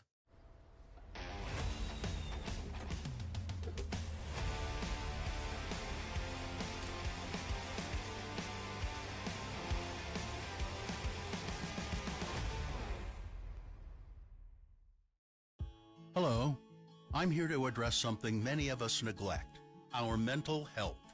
Life gets hectic, and we forget to check our personal well-being, which can lead to dire consequences, including increased suicide risk. If suicide has impacted you, a friend, or a loved one, you're not alone. Please join us in our effort to bring awareness to the risk factors and available resources in our community. Visit ESPNthefan.com to download a special podcast where we discuss the issues with local experts. This content was made possible with support from Nightingale College, the Harper Clinic, and the American Foundation for Suicide Prevention.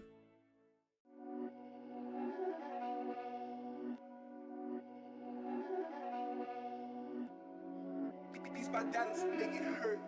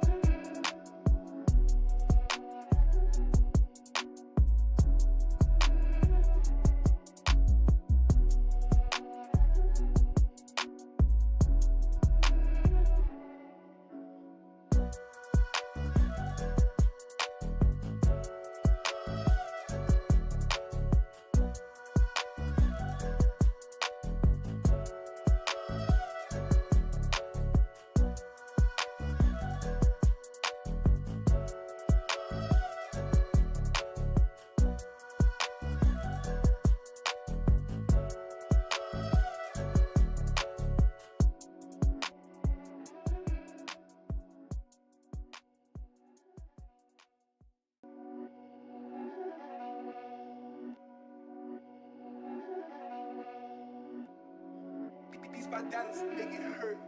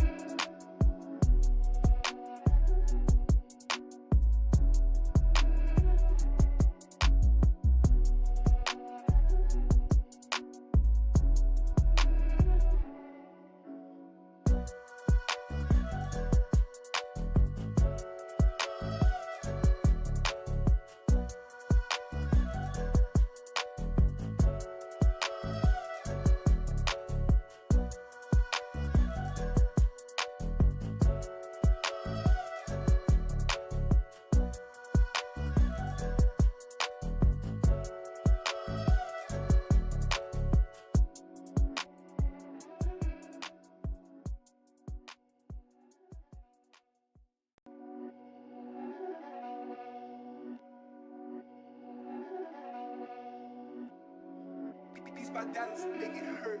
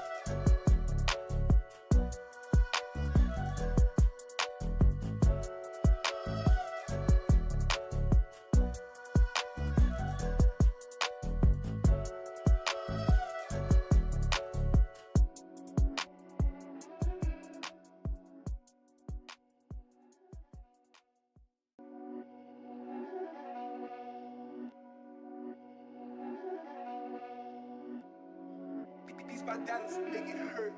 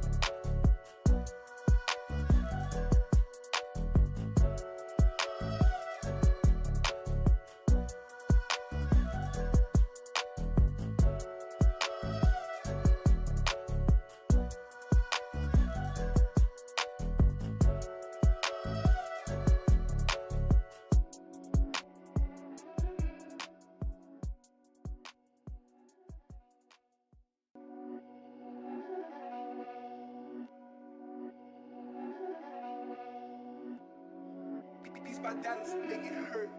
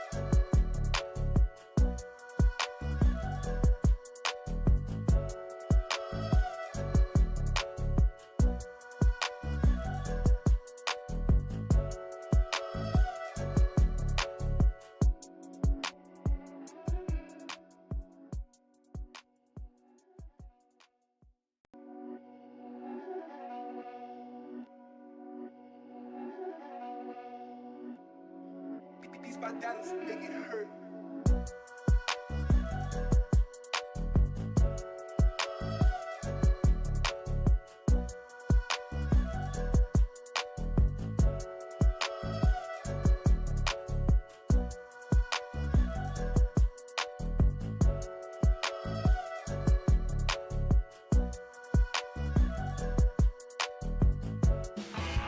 All right, welcome in at the half.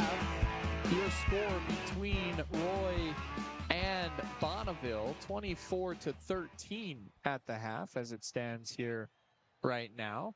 A little bit of an extended halftime here at Roy High School as they're going through the homecoming celebrations, but we'll just keep you up to date as we push further and closer to the second half of action here tonight. As I mentioned, 24-13. 24-17 the score. No, 24-13 the score. Sorry, excuse me. 24-13 the score at the half. And it was a crazy final sequence there as both Roy and Bonneville had the opportunity to possess the football. And, of course, it was Roy that was taking advantage of the opportunity to get the fumble on the punt, and then they went and put one in the end zone with about 8 seconds left on the clock, and that gave them the 24-13 lead here at the half.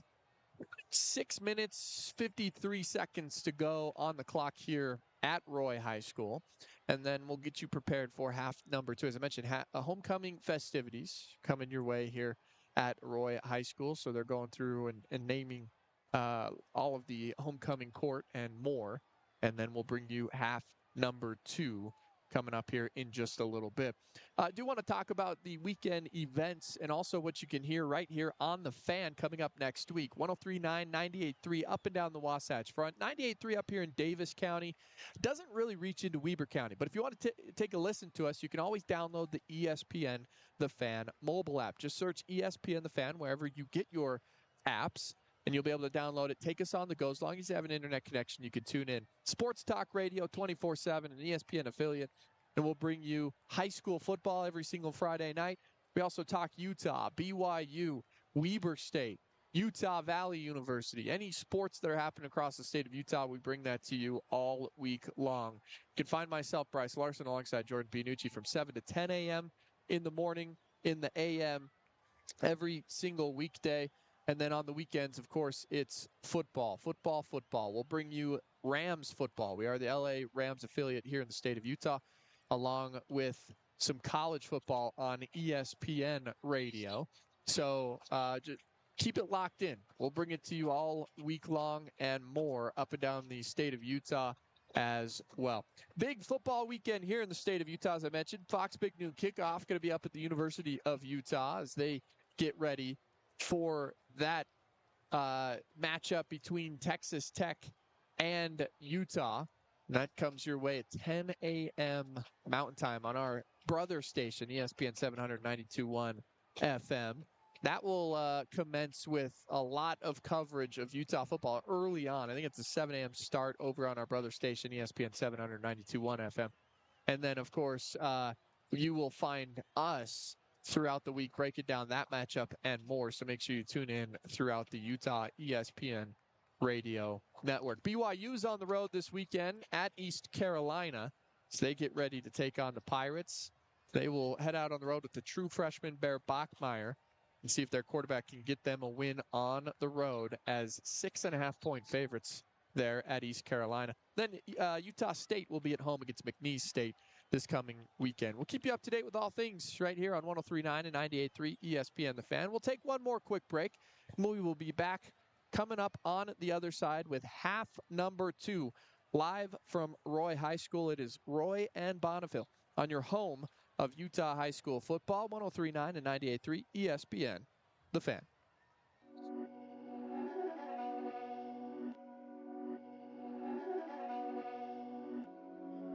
These my dads make it hurt.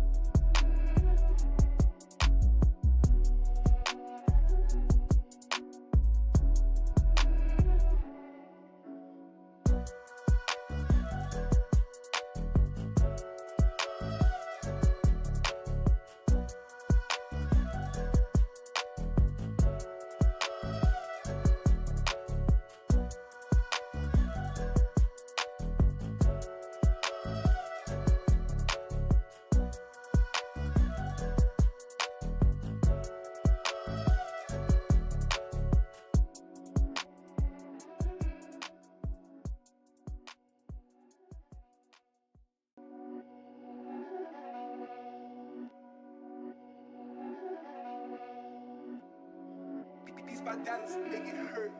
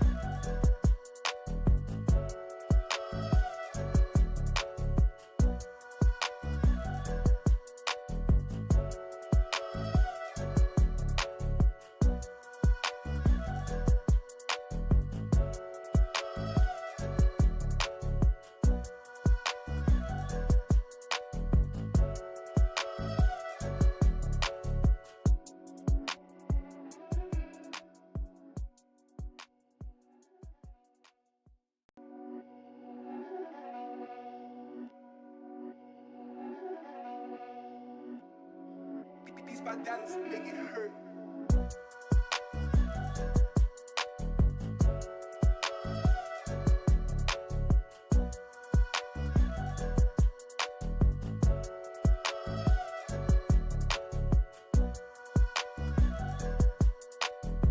Extravaganza at halftime. Welcome back to Roy High School. Jordan Giannucci alongside Martin Kelly. And Martin, this was a close game through the first quarter. Look, it's an 11-point game, but a really nice end of the half for Roy. Yeah, it was a great first quarter. Both teams running up and down the field here, scoring touchdowns, responding to each other.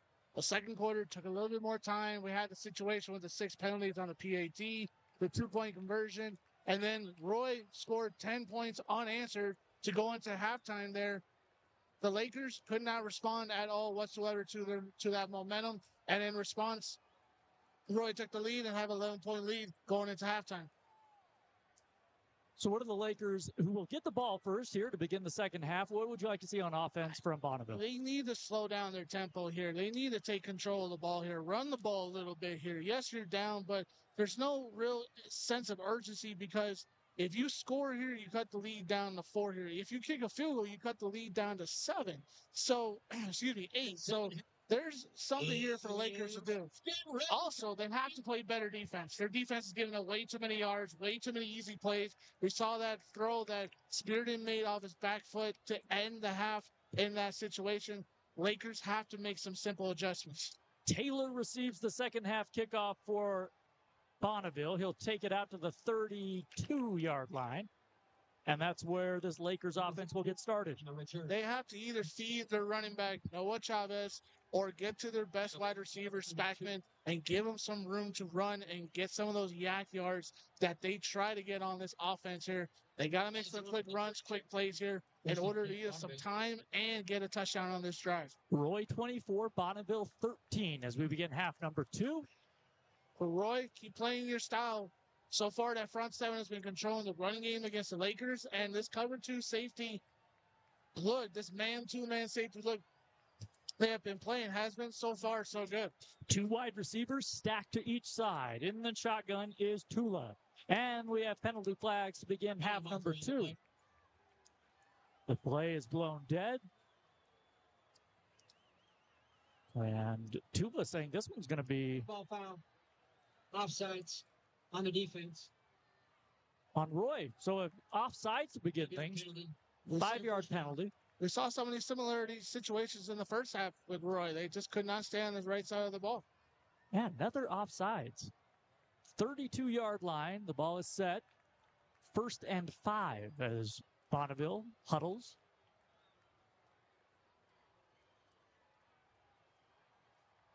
Tula in the gun. Chavez on his right hip. Trips to the right now. Ball on the left hash. He brings a man in motion from left to right. They give it to Chavez. He spins. He's going to be met at the line of scrimmage and pushed backward. Yeah, just not a good run there at all. The blocking up front was not exceptional. They just couldn't get set on that offensive line. They got blown apart. So ball at the 36. They 6 yards to go.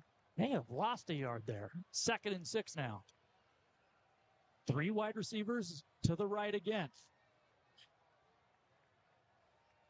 I think that play was made by Mason Boyer. Nice tackle by him. Fish in the backfield. Now under pressure is Tula. Flush to his left, running out of room. He will try to grab any kind of positive yardage he can.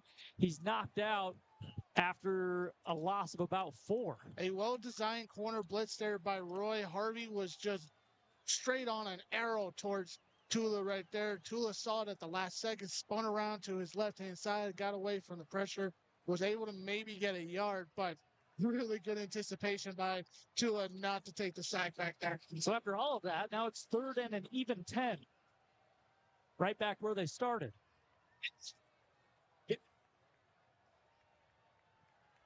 One man in the backfield. Wide receivers, 2 to each side. They're going to give it to the back on 3rd and 10. He'll get a couple, and Bonneville is content to punt it away. Yeah, again, that front 7 for Roy got enough got in there against the Lakers offensive line there and just stopped that run right into dead tracks. Yeah, excellent penetration there on 3rd down. And back to receive the punt is Cynic Harvey for Roy. Punting it away is Daniel Park for Bonneville. Now, he has fumbled a punt earlier tonight from the same spot, same part of the field, I should say. He takes a low snap and he plays the hop off the turf, has it, and gets away a punt. Not a good one. That's going to go out of bounds at the 38-yard line or so. But that's a great job by Park to just avert disaster. Yeah, that was not a clean punt set up there at all for the Bonneville Lakers. They're good to get away from it. Good to get on a little bit of an Australian rugby punt style there to get the ball out. Let's see what this Lakers defense came up with and adjustments at the halftime here. They were playing a lot of man. Let's see if they switch that up here, because right now this Royals offense is off to a great start. Wildcat formation. It is Gunnar Pearson with the backfield empty for Roy. We saw this from the Royals in the first half. It worked out well for 2 plays. Shotgun snap. He's going to throw it, though. He throws it, and it is nearly nearly intercepted as a flag comes in at the 40-yard line. Yeah, that might be a late hit on him. That might go against the Lakers here. Officials chatting about it. We'll get our call here shortly. Holding on the offense. So 10-yard penalty. A hold. Previous spot. So a hold on Roy. Back it up 10 yards. And ball is at the 32, 1st and 20. Sticking with spirit in that quarterback. Wildcat formation, trips to the left. He threw it on 1st down, showing pressure is Bonneville. He dumps one off to Esplin at the 35. Esplin breaks away.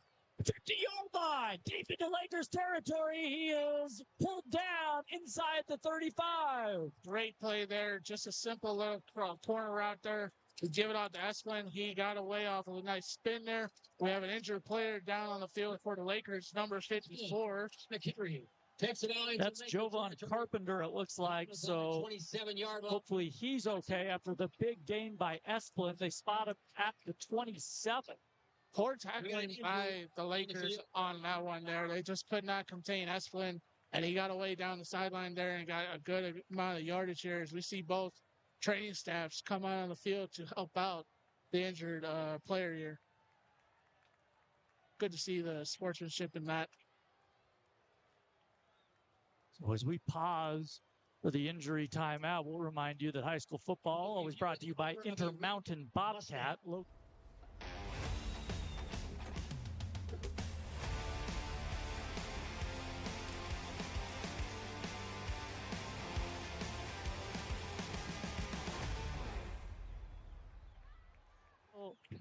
Favoring that red left leg there, yeah. Yeah, left ankle Red possibly. Mustang. But he's going to get off under his Now own everybody power. knows your license number. Move it. The Lakers didn't come in with too many injuries tonight. They only had a few guys out on shirts and sweats. But taking an injury here late in the second half is not going to help out at all, especially if that's an interior defensive lineman. 24-13, Royals leading Bonneville. 1st and 10 from the 27. Wildcat formation, and we have more flags. And Spearden was gone if that play would have stood. Instead, Penalty marker. we'll see if they back it up or if this is on Bonneville. Dead ball foul. Offsides on the defense. 5-yard penalty. So offsides on Bonneville, 5-yarder. Ball spotted at the 22. Not give away 3 yards. It's just simple. 10-10 to play in the third quarter, and a bad snap rolling on the ground. Picking it up, though, digging it out was the Wildcat man Pearson, and he makes it into a big game. Yeah, great job by Pearson to pick up the ball on the ground, anticipate that, run straight forward to try to get a bunch of yards. So he's down to the 10-yard line or so.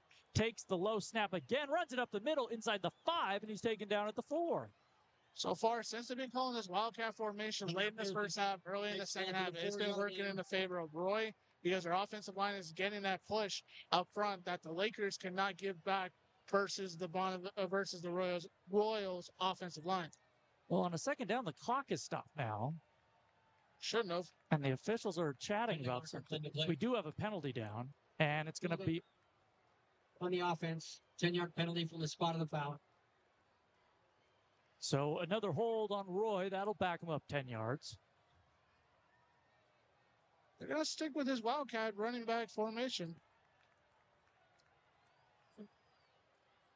Pearson still in there. Ball spotted at the 17. Second down, or make it first down behind the sticks. Pearson will run it up the gut. He's hit, and he'll bounce out to the outside like a pinball. He pulls one defender with him all the way down to the 10.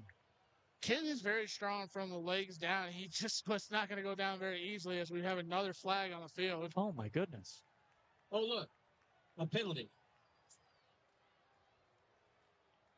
You know, there have been a lot of penalties when the public address announcer starts to get sardonic. Personal foul, face mask on the offense. 15-yard penalty. And that's Big play first down. And that's a big one. Face mask, 15 yards, push it back. You're basically almost going back to the 40-yard line at this point.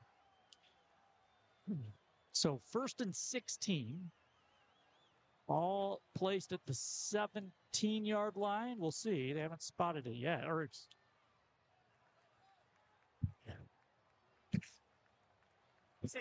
I thought he said offense. Oh, there's confusion because they're moving it forward when they should be moving it backward, the football.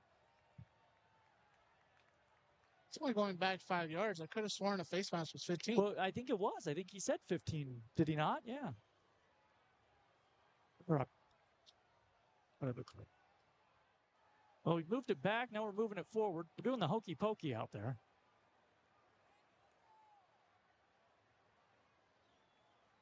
And now it'll be moved all the way back to the 27-yard line or so. Wow. So 1st and about 25. Back to pass. Spearden back in the game. Pump fake. Throws over the middle. Has a man, but he missed him. Esplin was wide open in the middle of the field, and he underthrew him. Spearden had him all the way. That would have been a walk-in touchdown, and this crowd would have exploded in excitement. Instead, Spearden just threw that very underhanded and just couldn't connect with Esplin. So 2nd and 25. Ball at the 27. Look, if the Lakers can get a stop here and get a score, they're right back in this game. Absolutely. 24-13 Royals. 3rd quarter. Shotgun snap. Instead, Spearden takes a look over at the sideline. The Royals tried a 45-yard field goal. They're in field goal range at this point. It's 4th down. Lakers showing pressure. They bring some. They hand it off as another flag flies. Stopped at the line of scrimmage as the ball carrier. We're going to have another penalty flag.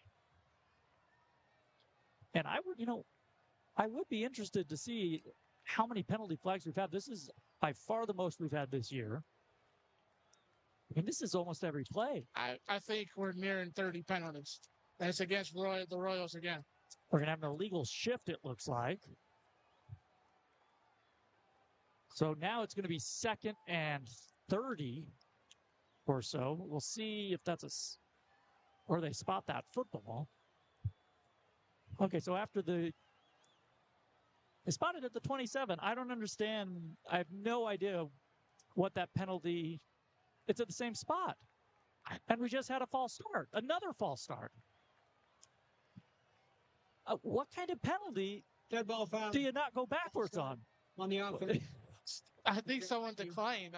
That's my only guess. But okay. Well, doesn't matter. Now we have a false start on Roy, and they'll back this one to the 32. 3rd and 30.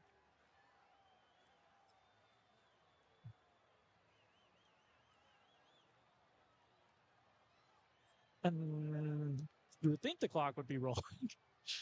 So 3rd and 30, empty backfield. They bring a man in motion. Let's see. That's not Esplin. Now back to pass. Spearden going to step up, going to get hit. He will continue on his feet. He'll be knocked down shy of the 25. And it'll bring up 4th and a mile. And the field goal kicking team will come in. right hash, no wind in the air. This will be a very good kicking situation for the Royals. Yeah, Bo Williams knocked through a 45-yarder in the first half. This one, about the same distance. Yeah, this will be longer though. This will be a 43, or excuse me, 43. So 2 yards shorter. You're right. The kick is up and it is no good. Wide to the left. Had the distance for sure. He just underhooked that a little bit and sliced it to the left hand. I would have put my whole foot into it. I don't know why he was a little hesitant. So after all of that, the Lakers get the ball back. No damage done. And they will start at their own 20. That's high school rules. It said the first time the Lakers should have slowed down. There's no hesitation to run up and down the field, try to make this a track run and scoring. But now I found them tempo. To get some good plays here, to get some good passing plays, and make this Royals defense tired and have to second guess what they're calling. We have been playing for about 15 minutes here in the third quarter, and 3.5 minutes have come off the game clock. Shotgun for the Lakers. They throw an out, good for a 5-yard gain. Maybe he'll grab a couple extra over there on the far sideline. That was Spackman on the reception. Yeah, they got to get it to their best wide receiver there. Spackman, their best one. Tula looked his way, did not take his eyes off of that side of the field there on the right-hand side. Stuck with it. Good gain is there by Spackman to get away from it and get some extra yards. Ball at the 28 brings up a 2nd and 2. We got another vehicle that needs to be moved. You're parked in front of the shop entrance. This is a little red truck. License plate. LG. 2nd and 2, 8:17. Clock stopped here in the third quarter. Trips to the left. Ball in the right hash. Shotgun snap to Tula. Throws to the left. Caught at the 35 and taken down at the 39 is Steven Barella.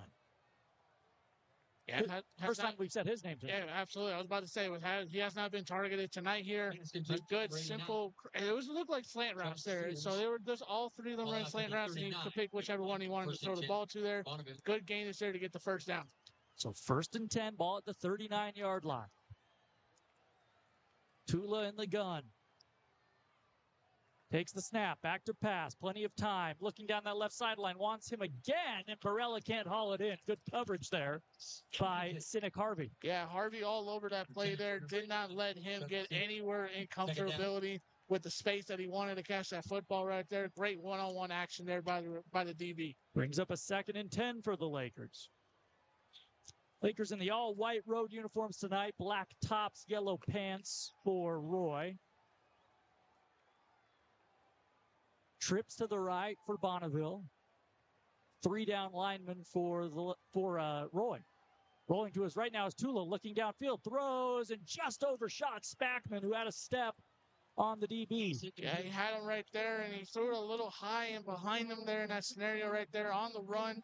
It made sense for Tula to go to that long route there of the play there, but if he would have just maybe sat or slowed himself down, he would have got that completion. It's a third down and long here, and the Lakers desperately need this conversion. Clock stop with 7:39 to play in the third quarter. The Royals lead by 11. 3rd and 10. Ball still at that 39-yard line. 2 wide receivers to each side. They bring a man in motion. Rolling to his right. Tula looking, plenty of time. Still rolling. Throws downfield. Has a man with a step, but overthrew him. That was intended for Lincoln Brooks, and the Lakers are going to have to punt this ball away. Yeah, just not good play calling there whatsoever. It turned into a decent drive for a minute there, but stalled with all these passing plays. They didn't feed their running back at all, and now they have to punt the ball away again. So back to receive for Roy is Cynic Harvey. And it just feels like the Royals are one touchdown away from really exploding this game up. Absolutely. Their defense has played a lot better since that first quarter. Now they've had issues with the snap here on the punt. This one's good though. They has it, punts it away. It's going to hit down at the 34. The Royals will let this one bounce. It's a good Laker bounce inside the Roy 20. It is picked up at the 18-yard line, and that's where Royals. Roy will get started. Good play there by Park. You got a clean snap. You got it off there in a timely fashion.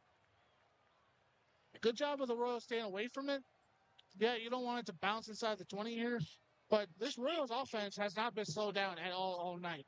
This Lakers defense just hasn't had an answer at all whatsoever. Let's see what this Lakers defense comes up with again. 1st and 10, and Spearden will come out at quarterback. Pistol with Howard behind him. Just one right wide receiver to the left, 3 bunched in tight on the right. Spearden takes the snap, back to pass, looking left, lofts one up for his receiver. It is nearly caught by Esplin down that left sideline, got a hand on it, but it falls incomplete.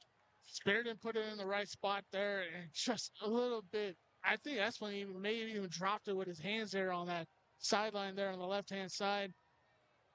Good play call there, one-on-one action. Just couldn't get the completion. So 2nd down and 10. By the way, we had the homecoming ceremony at halftime. Our friend Martin Kelly, again, runner-up homecoming king this year. Every year, Martin, one of these years you're going to get it, though. We're all with you. They give it to the back. That's Howard going to work his way forward. He is gang tackled in the backfield, though, and that'll be a loss. Good play there by the Lakers defense to come up with a stop there. Stop this momentum train by the Royals offense and just put them in a 3rd down long situation. Good job. So 3rd and 11 as we tick under 7 minutes to play in the 3rd quarter. All at the 17. Well, if the Lakers can get a stop here, you mentioned they've had a tough time. This would be a 3 and out. They'd give their offense the ball right back. They would be in good field position. Even with a good punt, they might be sitting around between the 30 and the 40-yard line, so they wouldn't be backed up in their own zone. Roy goes empty. 3 wide receivers to the left. Spearden motioning one in. And we got some confusion over there. Now we're good to go, and instead whistles, and I don't see a flag. We'll see if the timeout was taken. Timeout Roy, their first of the half. Timeout Roy.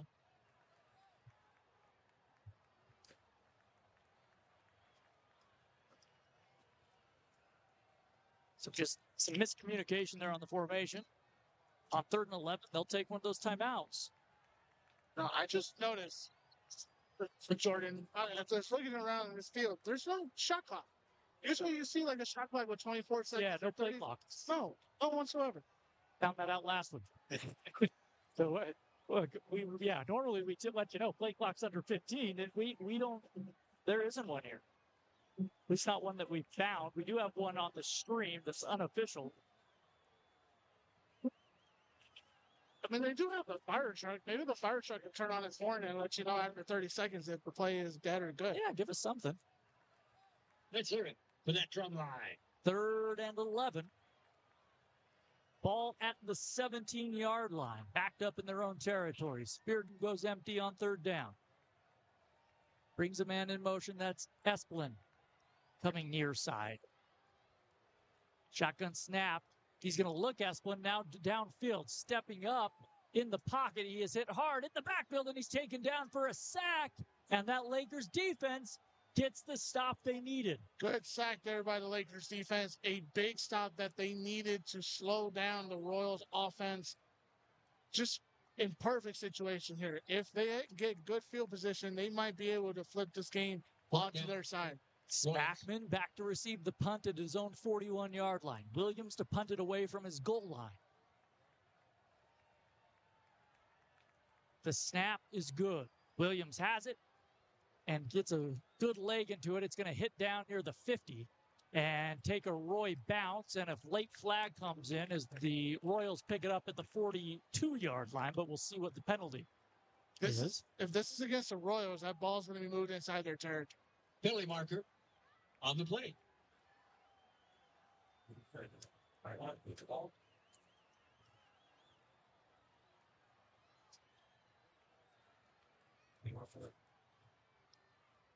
This is chatting about this one, but I think it's going to be on the Lakers.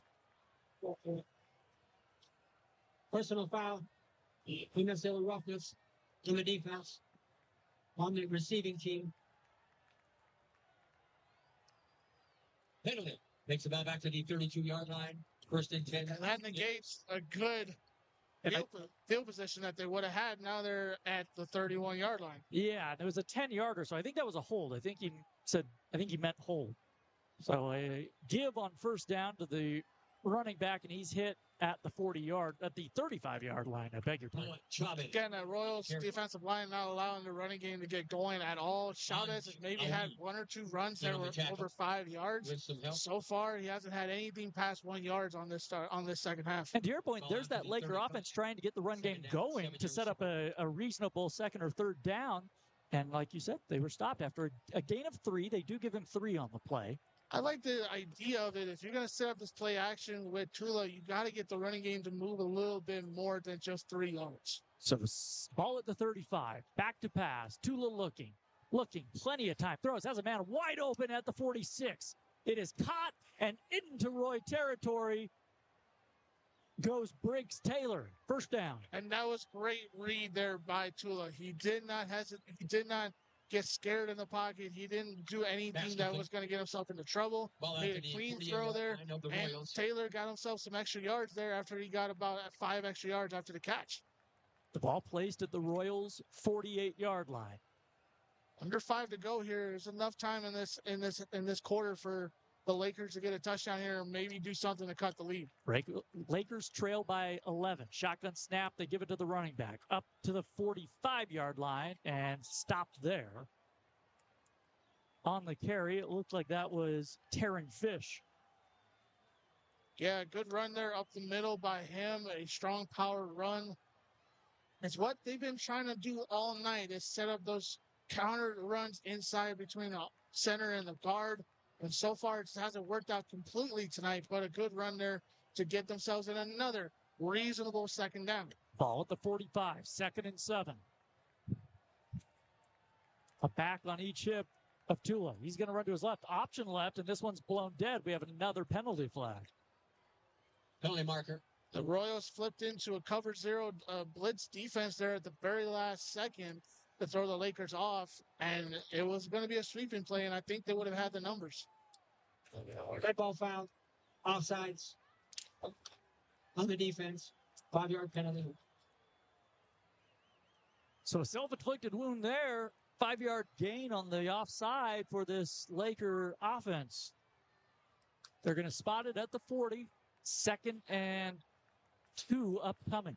The Royals defense has been able to get back after all these penalties, and they've been able to keep the Lakers offense contained. So let's see if they can do that again here because they have not given up too much after penalties. Back to pass. Tula throws it out to the right. Little screen play. It is caught, and he's close to the first down. He's got it. Ball at the 37-yard line.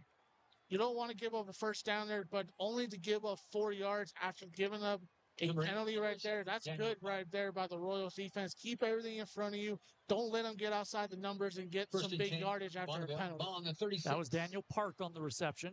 So ball at the 36-yard line. 1st and 10, Bonneville. 2 wide receivers to each side. Tula in the shotgun. Takes it back to pass. Under pressure. He's rolling to his left. Looking downfield. Lofts one up, and he just overshot Barella, who had a step on the TV. Barella would have walked in if that ball was just placed in his hands right there. Again, Tula anticipating that there was some pressure, anticipating that he's got to make the throw before he gets out of bounds. But he did set his feet and did set his hips, and he overshot the wide receiver there, and it's a 2nd down and 10. 3:38 to play, quarter number 3. Royals 24, Bonneville Lakers 13. Both of these teams 0-5, looking for that first win of the season. Here comes 2nd and 10, trips to the left. The Lakers go empty, back to pass. Rolling to his right, and throwing it away is Tula. And it'll be 3rd and 10. This cover 2 defense by the Royals has been so good tonight. They've kept everything in front of them. They're not allowing the Lakers to get any of their big plays across the middle of the field. And because of that, they continue to have to scramble outside the pocket to his right, to his left. And all these off throws have just led the Lakers to nothing on offense. Well, it's 3rd and 10. Ball at the 36. This may be 4-down territory. We'll see for Bonneville. 2 wide receivers to each side. Ball on the right hash. Tula takes the snap. Back to pass. Steps up. Throws. Caught near the marker. It is complete. And it's a 1st down. He found Spackman. Nice job there by Tula. Again, he didn't hesitate in the pocket. He didn't get scared. Made a simple read. Spackman running the 10-yard out there towards the numbers, towards the line of scrimmage to make sure to get the 1st down. Ball now at the 25-yard line. The Lakers slowly but surely moving deep into Roy territory. 1st and 10, trips to the left this time. Chavez in the backfield. Back to pass on 1st down. Tula looking for that back corner of the end zone. It is! No signal. Touchdown! Bonneville! Nice throw there by Tula. He sat in the pocket. He read that right there. He found the window between that cover 2-man defense. It's just perfect throw. Anticipated that his receiver was going to run out of bounds. Nice job there by the Lakers. Spackman in the back of the end zone with the TD. A great pass and throw. Did not have a lot of room back there. Hit him in stride, and now it is 24-19. Here comes the PAT. Bad snap. It's on the ground. Tula has it. He's going to throw in the back of the end zone. He's caught the 2-point conversion on the botched PAT. Yeah, conversion. And that makes it a 3-point game. After they failed on the 2-point conversion in the first half, they have a botched PAT, and they get back the opportunity to get a 2-point conversion on it as well. And it's a nice job there by Tula. Back-to-back plays where he made something out of nothing. Well, it's nice to have your quarterback on the field holding that football. Wow. So, so a botched snap on the PAT. They get the ball to the quarterback. He's able to throw it to the left side of the end zone across the field. And I said back to the end zone, from the end zone. And it's 2 points. Sip into that refreshing island life with bold and spicy flavors, real juicy fruit, and a new twist you can't resist. Get on island time with refreshing bevs at Baskin-Robbins. Seize the A. Yay! Back the momentum in your corner. Right now, it's in the Lakers' corner. Here we go. 24-21. Roy leading. 3:20 to play in the 3rd quarter. Harvey back to receive, along with Esplin for the Royals. This one is going to be kicked high in the air, a short kick. This is going to be fielded at the 14 by Esplin. He'll bring it out to the 25 and get hit hard at the 26. And that's where this Roy offense will get started, looking to find that rhythm they had in the first half. Yes, we got a penalty here. Let's see who it's on. Brings the ball out to the 21, direction 26-yard line.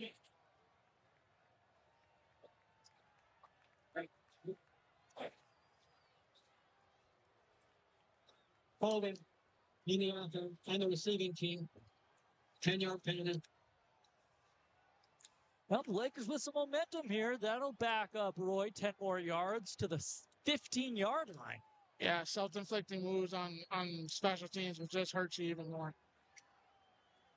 The Royals need a clean drive here, put up a touchdown or a field goal. Get in that scenario where you can make that decision. And if you go up by 6, then you're in a good favor with your defense trying to recover for a minute before going out facing that Lakers offense. If a touchdown, a 10-point cushion before this quarter ends is a really good way to walk into the 4th quarter. 1st and 10 from their own 15. 3:14 to play in the 3rd quarter. A long way to go in this one. They give it to Howard. Howard has a couple. He'll work his way shy of the 20. Maybe give him 3 up to the 18. Yeah, we haven't called Howard's name a lot here since probably the 2nd quarter into this 3rd quarter itself. So they're trying to establish that run, try to eat some of this clock here, which is a smart idea. They just need to get some better open lanes up front to give him an opportunity to run 9 or 10 yards and eat up more time. Brings up a 2nd and 7.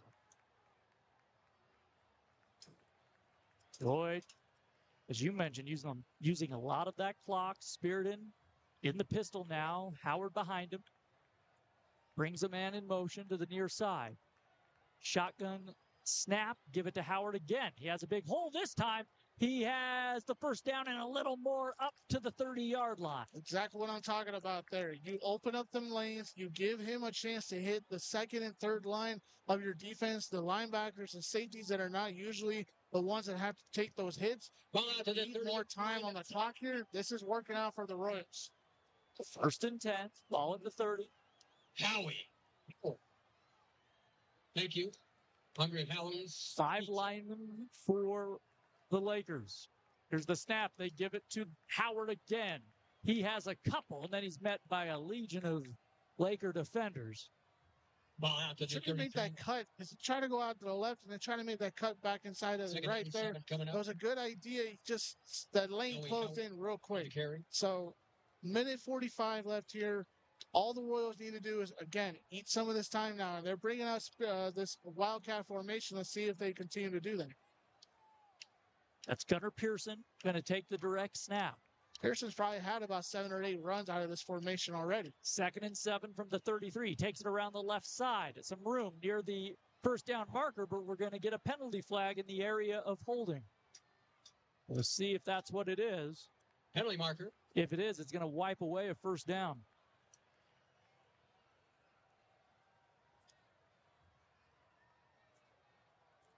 First, they were running those plays inside between the center and the guard, and they were getting the push up front. But lately, they've been trying to run it to the outside. On the offense, 10-yard penalty from the spot of the foul.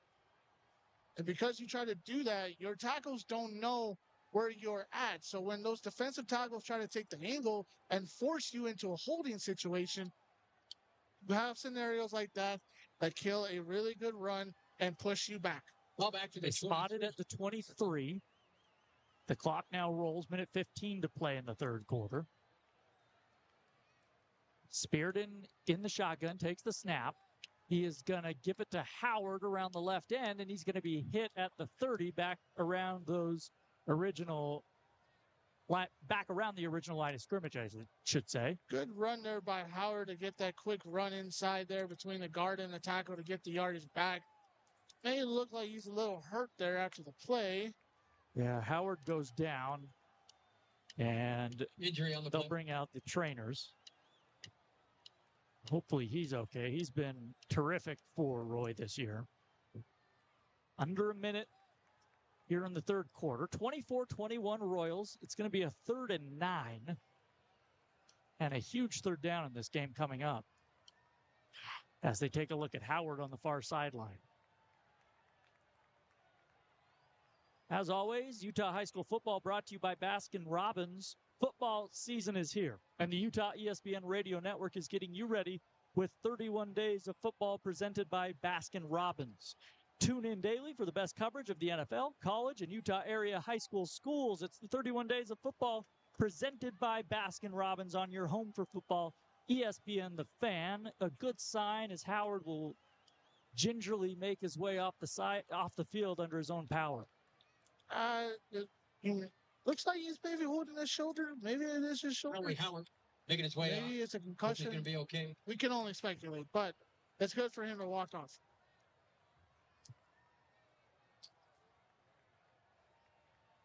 So 3rd down, and they'll call it 10. Spot it right at the 30-yard line.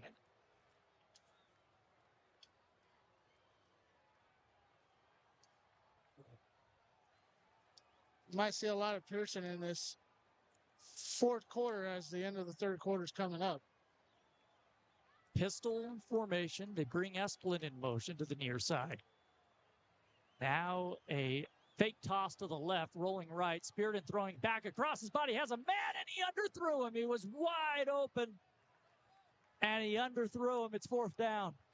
Yeah, he had him there, and the rollout was a perfect idea. It was run perfectly.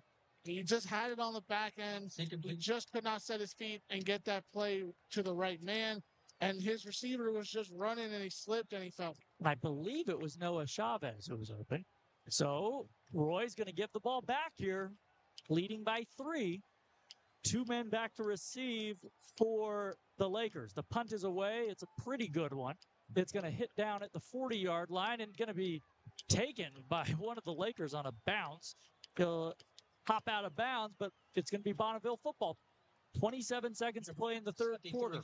On the Lakers, this is what you do. You run one or two plays if you got enough time here, and then you send it to the fourth quarter. You have all the momentum currently in your corner. Do not need to do anything very special. I would just run the ball or set up a short pass to get yourself in a good second down and manageable. Ball on their own 35. They trailed by 11 in this half. Tula in the shotgun. A man on his right hip. It's going to be a toss to the right. He has a few. Now will be knocked down just a couple yards shy of the first down. That is Chavez. Good run there. Like I said, they were either going to take a short pass or they were going to get a run here. And I think he stepped out of bounds, which will give him another chance at another play here before the end of the quarter. Second down. Yeah, clock stopped with 19 seconds to play in the quarter. Second and 3.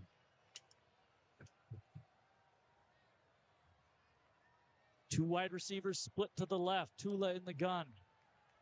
Takes the snap. Gives it to the back. He is met near that first down marker. He's got it in a yard more. So the clock will stop as they move the chains. Number 28, the ball carrier. That was Taryn Fish on the carry. Now the clock rolls as they spot it, and that's going to take us to the end of the quarter. Well, we're going to have a good finish to this one. We head to the fourth quarter. Roy leads Bonneville 24-21. You are listening to Utah High School football on 103.9 and 98.3 ESPN The Fan. Every season, every game, every mile. Parents make the drive. Through city streets, mountain passes, and desert roads, you get them there. The Ineos Grenadier, tough, reliable, and ready for anything. It's not just about getting from point A to point B, it's about showing up together. The Ineos Grenadier, built on purpose. Going golfing. Ooh. Off to golf. You're picking that up. Off to the range, honey. Bye. Whoa. Oh, that was close. Glad you got the backup camera installed. Yep. Welcome back to Roy High School, where the Royals are clinging to a 24-21 lead over Bonneville as we begin the fourth quarter. Jordan Vianucci alongside Martin Kelly. Royal Apparel. First and 10, Lakers. And we want to thank they have the ball at their own 46-yard line. The band parents, and all those helping out in both concession stands. Thank you. Shotgun snap coming to Tula. He has it. Pitch to the left. Has Chavez. Chavez cuts it up to the 50. Has one man to beat, and he's taken down at the 30-yard line. Finally, we got a chance to talk about Noah Chavez here after an explosive play. And a late penalty flag comes in. I was only going to finish. That was a great play there by the Lakers. We have not seen that at all much in this game here where they've had those explosive runs. Good to see them get that type of play, to get that type of momentum in their corner. Let's see what the flag is. Unsportsmanlike conduct on the offense. 15-yard penalty from the end of the round. First down. I wonder if that's on Chavez because the flag came flying in right where he was taken down, but I did not see him do anything that was over the top. Maybe he said something. I'm not sure.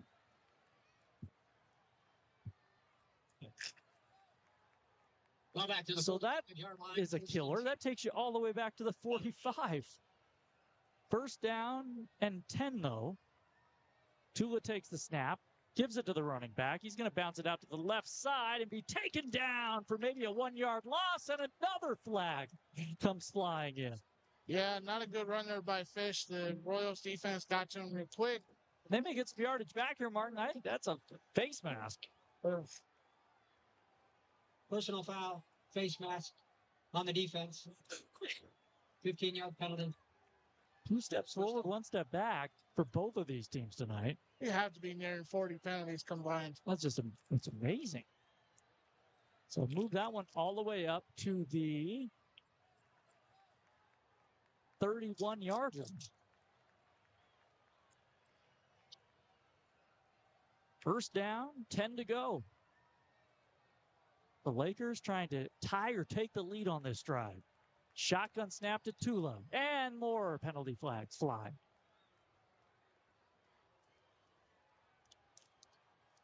Dead ball foul. False start on the offense. 5-yard penalty. Still first down. So 1st and 15 upcoming.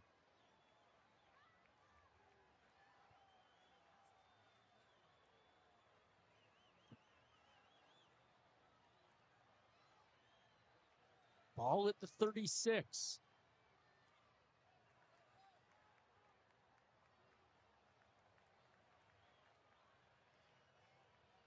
Tula in the shotgun, back to pass. Looking, steps up, going to roll to his right.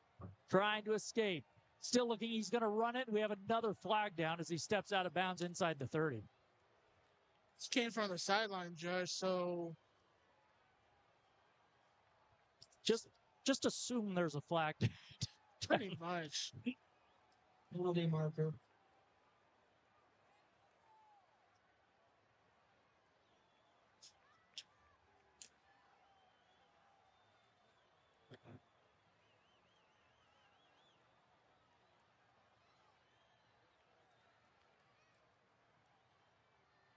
Waiting for the call here.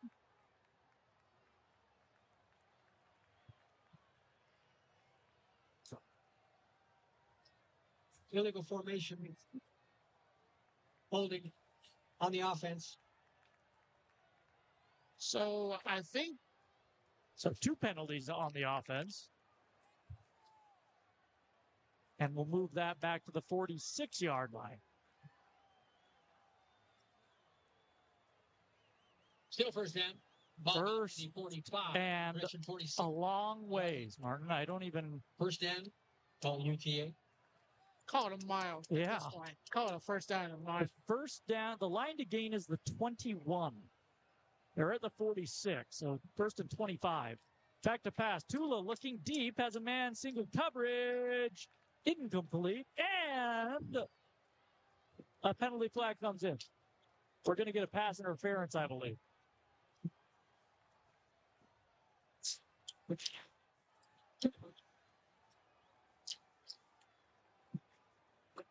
Makes you wonder what the all-time record is. I'm being serious. The penalty flags. We're seeing one on almost every play. And we did not get a pass. I don't know what this call is because the Lakers starting to move backward. The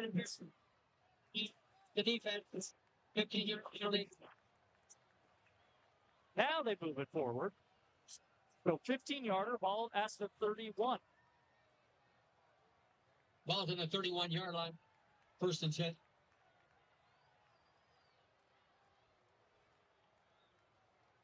So just a I'm lost for words. We need a stronger word than killer. It was 1st and 25. That's an automatic first down.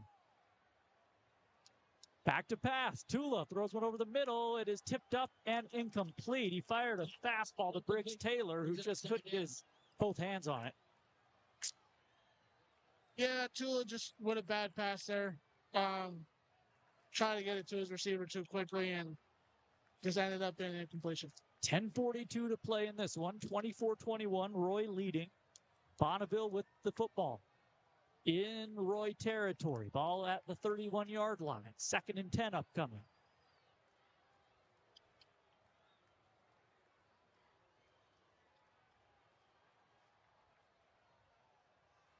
Trips to the right. Tula in the shotgun. Back to pass. Flush to the right, under pressure. Now he's going to run for it. He has a little room. Past the 30, 25 to the 21, and he'll step out of bounds near the first down. No flags on the play. No flags on the play, but he's a yard short. It's going to be 3rd and 1. 22-yard line.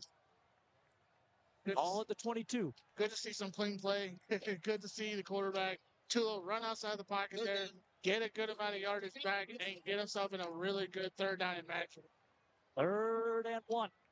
Trips to the left. 3 receivers stacked. They give it to Chavez. He has the first down. Cuts it up the middle. Inside the 5. Touchdown, Bonneville. They take the lead. Nice run there by Noah Chavez. He wasn't going to be tonight. He got wrapped around his neck, horse collar area. He didn't let that stop him. He kept tumbling into the end zone there. The Lakers have done a fantastic job in the second half with controlling the clock. Yes, there's been some mistakes, but right now they're about to go 4 points up. Their first lead of the game. Wilcoxon. Now the PAT. It is up. It is off the upright. He doinked it. Off the left upright. And so the lead remains at 3. Yeah, it's only going to be a 3-point lead here. So the Royals don't need to panic. Just go out there and run a simple drive here. Back to what you were doing in the first half, that tempo offense, quick play, quick runs. They've gone away from that completely, and the Lakers have just...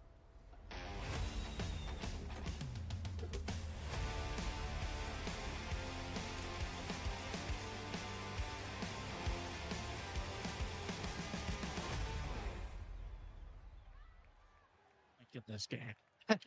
And we just got one. Yeah, we did. We had to. Somebody hit bingo with that. In a game that is featured, we think probably, near 40 penalties? I'm guessing Easy? 40. I'm guessing easily. 27-24 Lakers. They have trailed this entire game. They trailed by 11 coming into the half. And the Royals have not scored in this half at all. 14 unanswered points by the Lakers in this second half. 2 touchdowns in the first, 1 in the third, and 1 in the fourth. Plus a 2-point conversion that was a wacky failed PAT.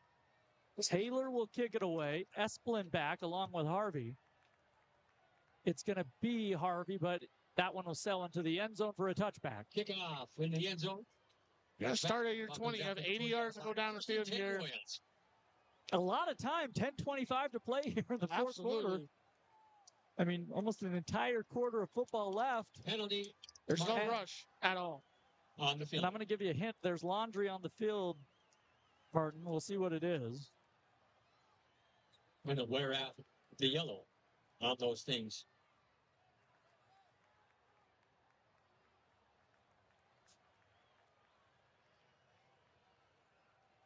Glad the PAT guys, the PA guys said it, not me. When the public address announcer starts editorializing on the number of penalties, it's getting pretty bad. No call yet, by the way. No penalty on the play. Oh, they pick it up.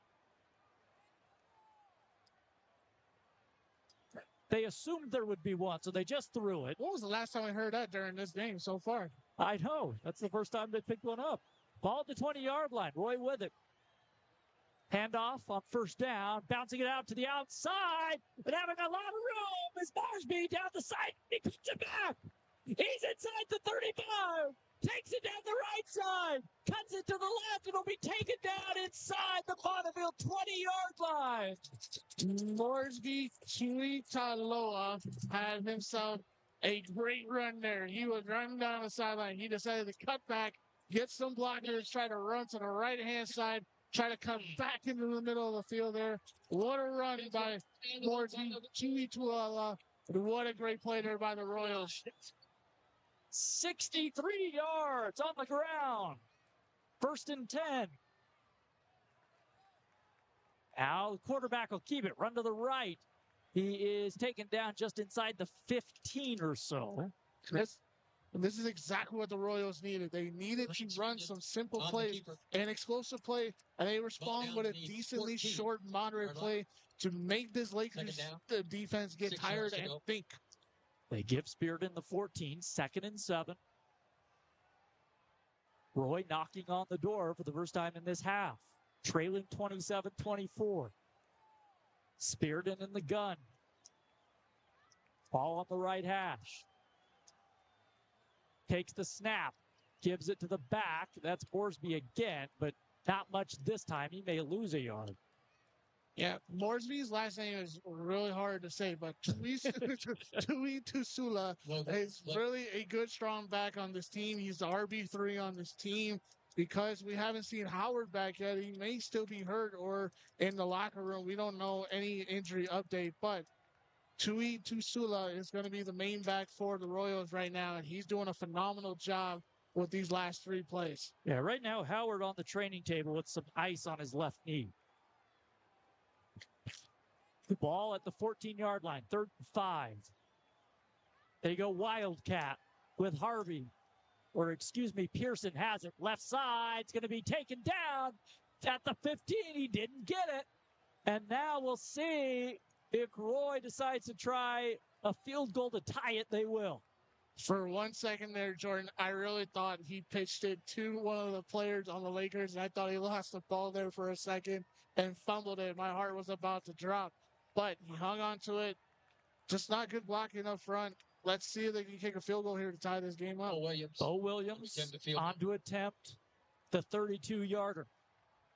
Straight away. He's hit from 45 tonight. He's missed from 43.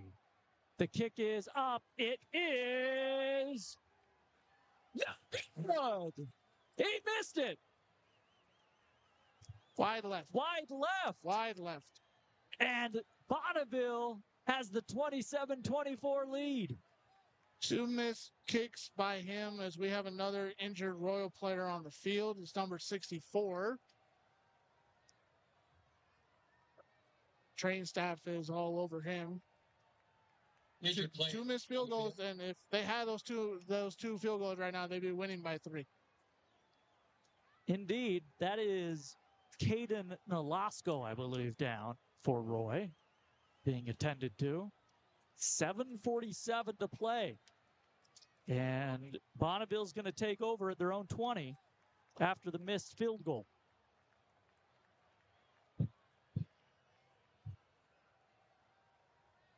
Well, look, in high school, you could hear the crowd. You could hear the cheers. It's really difficult to tell sometimes if the field goal is good or not. I even think the fans thought that was good, too. It looked good from our angle as we're standing up here. Just never know until the officials give you the signal. I've been there before calling games where you're like, it's good, and they're signaling no, and you just have to. Happened to me last week. Yeah, you just have to roll with it.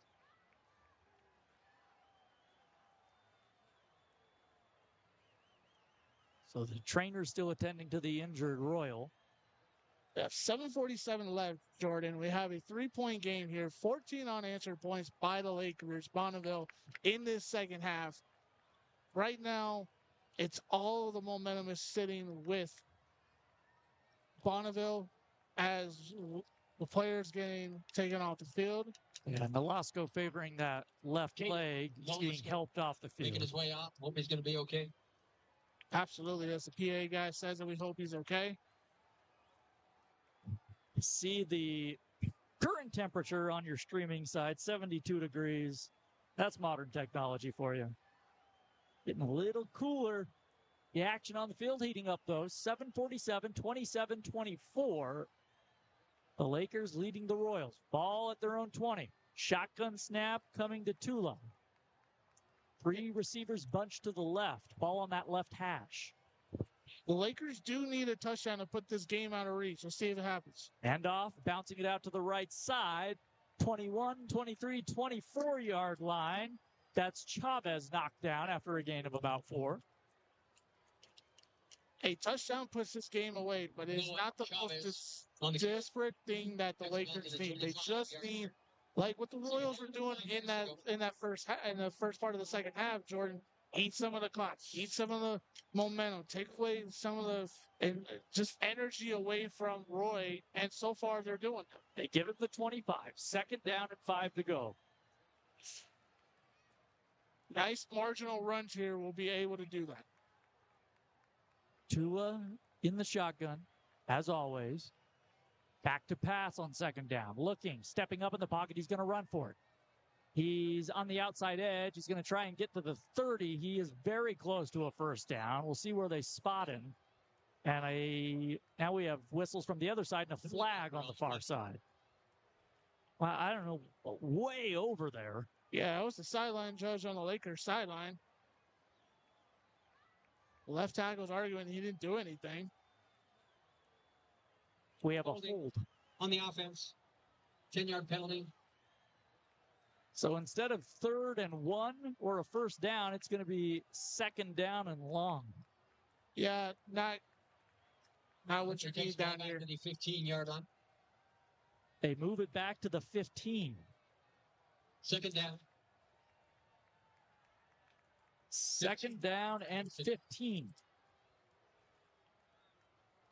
Tula back to pass. Looking over the middle, throws incomplete, and another flag comes in, this time on the near sideline. Can't do that. Just it's in the middle of the field. You know it's going to go to him, and you just need to play good over-the-top coverage.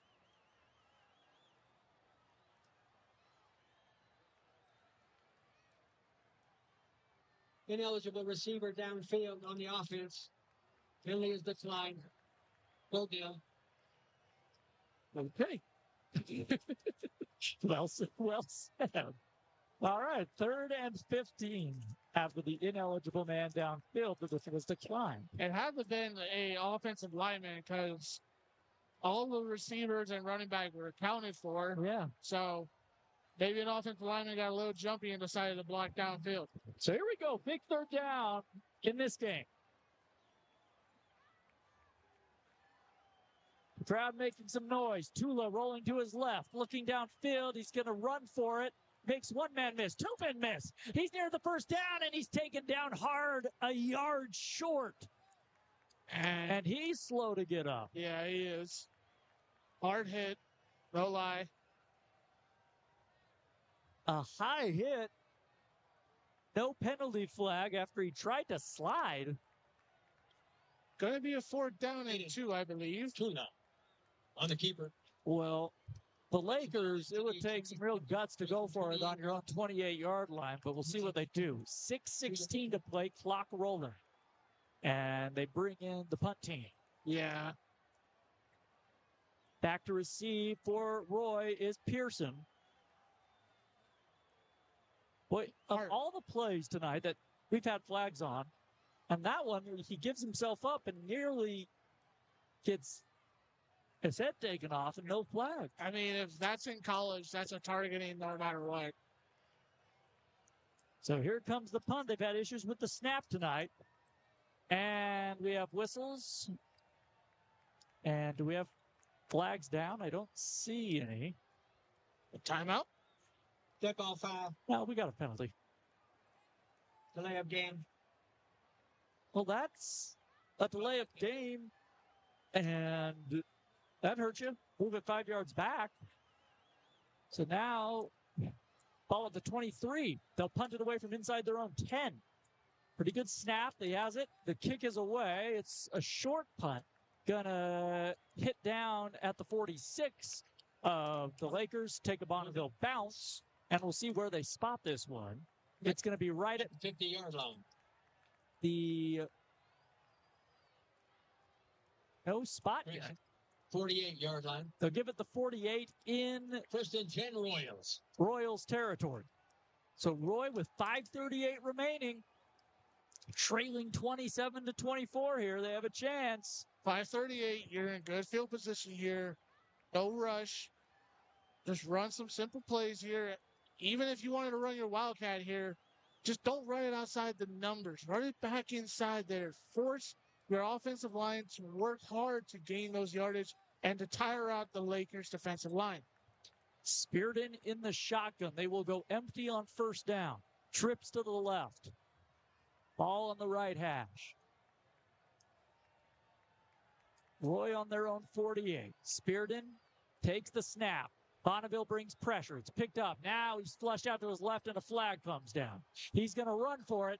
He's going to have the 40-yard line and more inside the 30. No, that's going to be touchdown Roy, but this one may be coming back.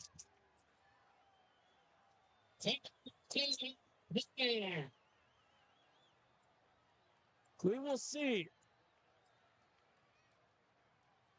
That flag all the way back at Roy's 40-yard line, 60 yards away from where it ended up. On the offense. 10-yard penalty. Replay first down.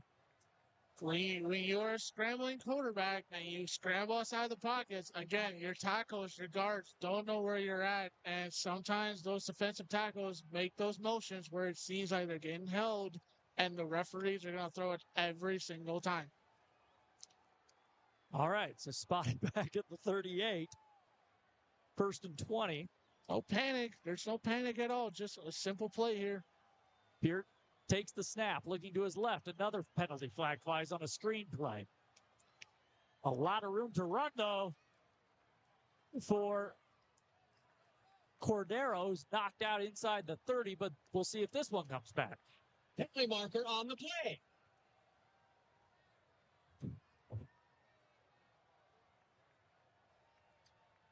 And it is coming back.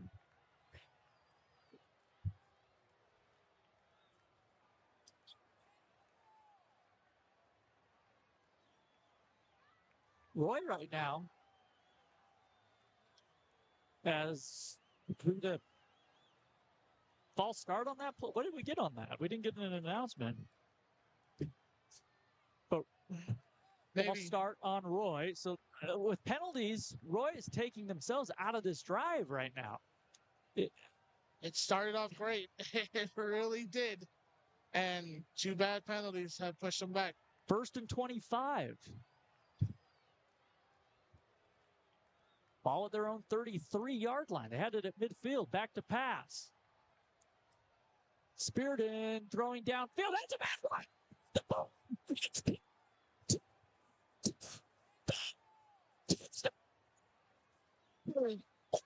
Up to first and 25. And he goes nearly 70 yards. Wow. Who was that? That was Riley Jepson, the junior. Where did he come from? That's a where did he come from moment. That coverage was, wow. I have no words. Unbelievable. There was nobody within 40 yards of him. The extra point. And Spirited had 2 options, too. They were both open on the left-hand side. The extra point is up. It is good. Wow. 31-27 Royals. We got 4:59 to play. On a first and 25 from their own 33. After 2 penalties, they find Riley Jepson on a 67-yard pass play for the touchdown. And you said it. I don't know what kind of blown coverage that is. But everybody was focused on the left-hand side of the ball, and they all ran basically crossing routes as Spirited was scrambling outside the pocket, threw it to the right-hand side near the Lakers sideline, and just was so open it wasn't even funny. The free safety was the one that was trying to run him down. This one is a game for the Asians. 2 men back to receive for Bonneville. The kick is away. It's going to be fielded at the 4-yard line by Spackman. He'll bring it out to the 15 and be right there and taken down. He'll make the 16-yard line, but that's where this series will begin for the Bonneville offense, needing a touchdown. Jordan, this is going to be the most fun 4 minutes and 51 seconds I've ever called in my life. This is awesome. We've had 50 penalties. We've had lead changes. This is Utah High School football, ladies and gentlemen. On homecoming night in Roy. First and 10, like 2 0-5 teams, a rivalry matchup. Here comes Tula in the offense for the Lakers. First and 10. Shotgun snap. Back to pass. Tula looking. A lot of time. Steps up. Throws over the middle. Inside. Inside the 20. Couple men to beat. Near the time.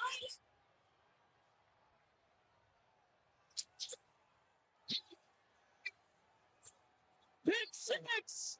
Awui takes it back to the TD. James Awui sat in the perfect coverage. Cover 2. Covers the left-handed side of the field. Bates Tula to throwing that football. And wow, 6. What a game. And that may put it away for Roy with 4:38 to play. They'll try to make it an 11-point game.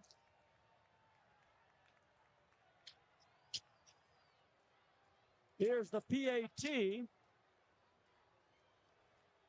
It is up off the foot of Williams and through. He got it. An 11-point advantage for Roy with 4:38 to play. That ball picked off by Awui at the 30, taking it all the way back for the score. Wow. I am lost for words. What a game. What a swing of momentum. Jordan, we were talking for the last, last 20 minutes at least of just TV and radio coverage. Lakers have all the momentum. They're stealing this game away from the Royals. The Royals look dead. Their whole entire home crowd was not into it. They were watching their phones, and all of a sudden, they swing the momentum back in their corner. Nobody's looking at their phones. Everybody's up on this crowd. What a way to swing the game back in your corner. Wow. Wow, indeed. So they kick it away from the 40. This one is going to be brought out from the 1-yard line. To the 15, 20, some room on the far side. Up to the 40, near the 50. And knocked out of bounds inside Roy territory. 46-yard line. That's where they'll give him. That's why you say never. They're in good field position here, past the 50-yard line, 4:27 left to go. Let's see if the Lakers can put a quick drive together here and cut this lead back down to 4, because we're right back where we started when the second half started. It was 24-13, that 11-point lead. Now, it's 38-27, again, an 11-point lead. Under 4.5 minutes left to go here. The Lakers need a quick drive. 4 or 5 plays. Eat a minute and a half of clock, 2 minutes at most, so you can give your defense a chance to get a quick 3 and out to get the ball back to you. Yeah, Bonneville 3 timeouts. Shotgun snap to 2. It's their backup quarterback in. It's an out and about a 7-yard, 8-yard gain. He's near the first down marker, but he stays in bounds. Yeah, that was Jacob Smith. I was about to say, Jacob Smith, left-handed, comes in, different way of throwing the ball, different way of commanding the offense. Second down and 2. 4:06 to play, 2nd and 2. They hustle to the line. Smith's still in there at QB. Taking a lot of time here, though, Mark. Yeah, you got to go. Trips to the right.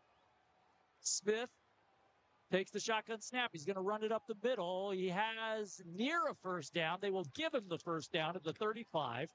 Clock should be stopped. They have yet to signal first down, though. I thought he had it. I thought he had it too. You know, that, boy, 5, 6, 7 seconds comes off the clock there when he had a first down by 2 yards. Easily 7 seconds came off that clock, and it's running now. Well, they spot it. Now they roll the clock. 3:30 to play. Gotta go. No tempo. Lakers get to the line. They are down 2 scores here. Back to pass. Smith still in there. Looking. He's going to run. Has the 30. He has the 25 and will be hit near the marker. They give him the 29-yard line, and now a late flag comes in. And this may give him 15 more. Clock is stopped. We might have a 15-yard penalty added to this. And they're getting closer to that red zone. Officials will chat about the penalty. He was near the first down marker, which was, I believe, at the 25.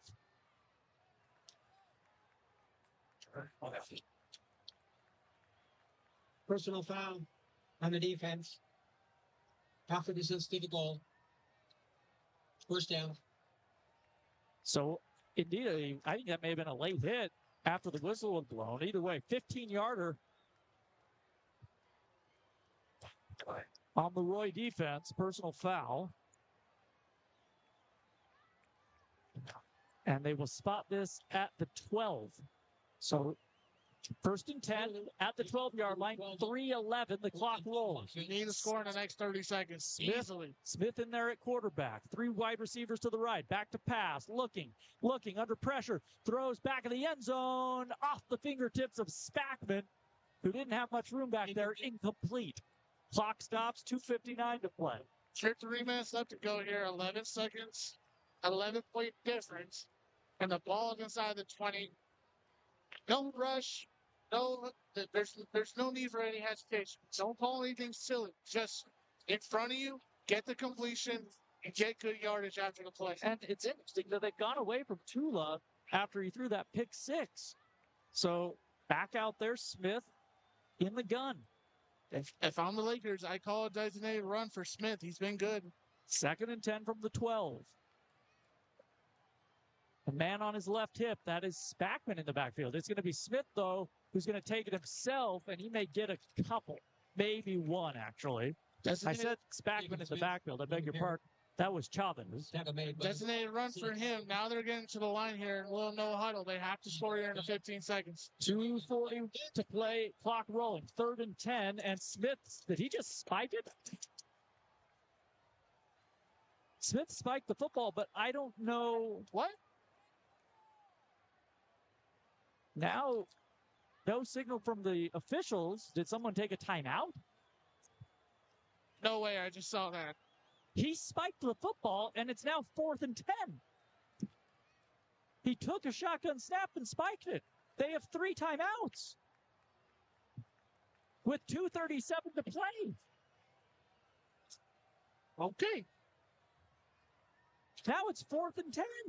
He takes the snap on 4th down, looking end zone. Back in the end zone, has a man. What? Did he get the beat him? He did! Touchdown! Bonneville. Wow. Spackman! What? After he spikes it with 3 timeouts and 2.5 to play on 3rd down, he redeems himself and lofts a beauty to the back corner of the end zone. Hits his man in stride. Unreal. Okay. And they're going to go for 2 here, down 38-33. So Smith stays in the game, trying to make this a 3-point game. Absolutely the right call here. Don't get. No. Well, now they're going to kick it. Okay. So they'll kick the PAT. It is a low kick, but through. So now they still need a touchdown, though. This is the greatest game I've ever watched. I don't know why you would kick a PAT there, because even if you kick it through like they did, you still need a touchdown. And if you miss the 2-point conversion, you still need a touchdown. Like not sure I understand that one. I'm lost for words. We've had almost nearly 60 penalties. So they spiked it on 3rd down at 10. With 3 timeouts remaining. They went for it on 4th down. They threw a rainbow pass to the corner of the end zone. It was good. Yeah, I mean, you're down 11. You're right. You could have kicked the field goal on 4th down, I guess. You're going to need that extra 2-point conversion. Instead, we'll go for the game right here, 4th and 10, and they get it. It's baffling. And now we'll see. Maybe they go with the onside kick here. 2.5 and 3 timeouts to play. Listen, these coaches must have IQs better than Albert Einstein because they know what they're doing and we're just calling the game. So here we go. Let's see if they kick it away. They onside kick it. It's bouncing around and Roy falls on it. Roy has it. Not a great onside kick. It's taken at the 45 by Pearson. Ball's up to the 45. So now 3 timeouts for the Lakers. They will have to burn most of these timeouts. Have to burn all of them. Let's see. Their defense has to come up with a 4th down stop, a 3rd down stop. They have to get off the field. A 1st down would effectively end this game. Effectively, yes. So here we go. The Roy offense trots on. 2:27 to play in the ball game. The Royals lead by 4. They have the ball at their own 45, and they're going to go Wildcat with Pearson. I believe, yes. Pearson in the Wildcat. Lakers playing one-man safety. Takes the direct snap, running to the right. Has a couple, and then he's taken down right away by the Lakers. They should take that timeout. Clocks will stop Pearson. at 2:19. And they do. Timeout. So if they take their first timeout, Bonneville. it's going to be second down and Timeout. about 7. Yeah. Correction. Their first time in. They get the 48-yard line. On the Royals, I don't change that at all. Wildcat until you get the first down. That's period, end of story. I'm still reeling from spiking it on 3rd and 10. And then kicking an extra point down 5. This is the greatest game I've ever seen and ever called. Hands down. This is the greatest game to earn your first win of the season, bar none. Both teams looking for that first win. 0-5, 0-2 in Region 5. So here we go. 2nd and 8, they call it. Ball at the 48. 2:19 to play. Hand the ball off. Lakers crowd the line. They give it to the back. He's going to bounce it out to the outside. Has a little room. Makes one man miss, and they drag him down, but he may have a first down. They gave it to Morsby on the outside, and that may do it. He has the first down. They move the sticks, and the Lakers are going to have to take another timeout here. The clock rolling under 2:10.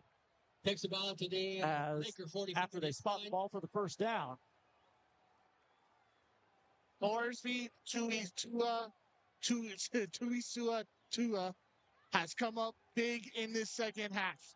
Had a 63-yard run to set up a touchdown and just had a magnificent play for a first down. Lakers do not take a first down.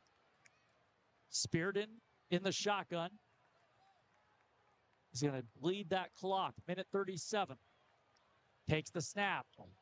Gives it to the man in the backfield, and he has a big gain to the inside the 40, and he's 3 yards shy of another first down, and now the Lakers take that timeout. That's about 30 seconds too late. I would have called the timeout regardless, even after they got a first down. So they have one left now, and it's going to be 2nd and 3. So Roy pretty much iced this thing. Welcome back. But you got to hold on to the football. Your dreams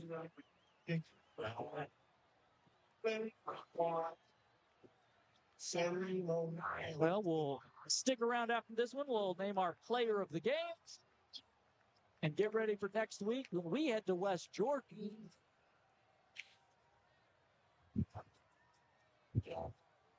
It'll be the Jaguars and then the Huskies, Hillcrest, coming in to take on West Jordan. All at the 38 of Bonneville. 2nd and 3, minute 29 to play. Shotgun snap coming to Spearden, has 2 backs on each side of him.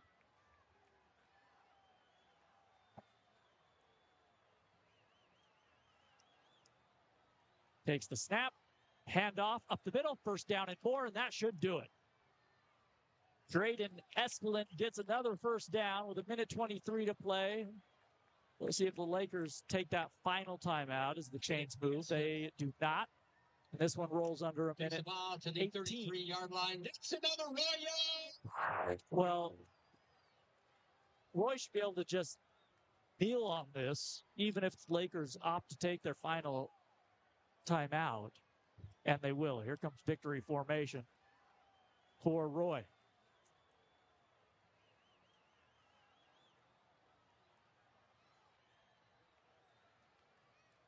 They kneel on it once. And Martin, I'll ask you here as we wind this thing down. Who's your player of the game? A lot of guys to choose from. Yeah, that's a tough one there. If I just had to pick it off a play, it's Ainge Ahui with the interception that basically sealed this game, because if not for that interception, we're talking about a different game here. And a final kneel down for Roy, and that will do it. The Royals get their first win of the season on homecoming night.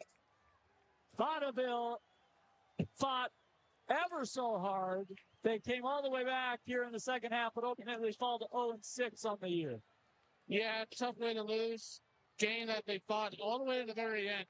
And a very victorious win there for the Royals. What a way to fight back. What a way to come back in this one after being down early in the fourth quarter. Swing the momentum with 2 unanswered touchdowns. An amazing way to end this game. Absolutely. I've said it already for the last 5 minutes. This is the best game I've ever called. This was amazing. So we'll take a break. The final here, the Royals beat the Lakers 38-34. We'll take a short break and be back on the other side. It's Utah High School football on 103.9 and 98.3 ESPN The Fan. My name is Kyle Maloney. I'm one of the owners and partners of Dang Brother Pizza Utah. We have our vintage Mack 1977 fire truck that we put a Gosney wood-fired oven in the back of. They're great. We're booking catering, we're booking festivals, we're booking birthdays. Help build a vibe anywhere we are. We started this and it's been a dream ever since.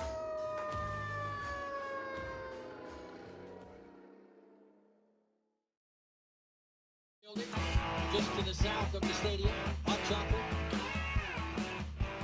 and cookies. Welcome back to Roy High School, where the Royals get the 38-34 win over Bonneville. And Martin, a sloppy game, but a back and forth dramatic game, and Roy gets their first win of the year. Yeah, a really tough way to win that game. Again, as I mentioned before we went to break, they were down late in about the midpoint of this second half in the fourth quarter. They get the touchdown after they had Pearson run one into the end zone, got called back because of a hold. Then they had an open play, got called back again. And then they had a broken play go their way to score a touchdown. They go up. Okay. Then Lakers get the ball back. And then they come out and they throw an interception. And Ainge Ahui wins the game for them on that interception and flipped the entire game on his head. What an amazing way for that game to turn around. What an amazing win for the Royals. The Roy Royals in this one. Get their first win of the season. A fun back and forth one. Well, that's going to do it for us from Roy High School. Our on-site engineer was Bryce Larson. We appreciate Zach Robinson, our producer, back in our downtown Salt Lake City studios. For Martin Kelly, I'm Jordan Bianucci saying good night from Weber County, where Roy beats Bonneville 38-34. You've been listening to Utah High School football on 103.9 and 98.3 ESPN The Fan.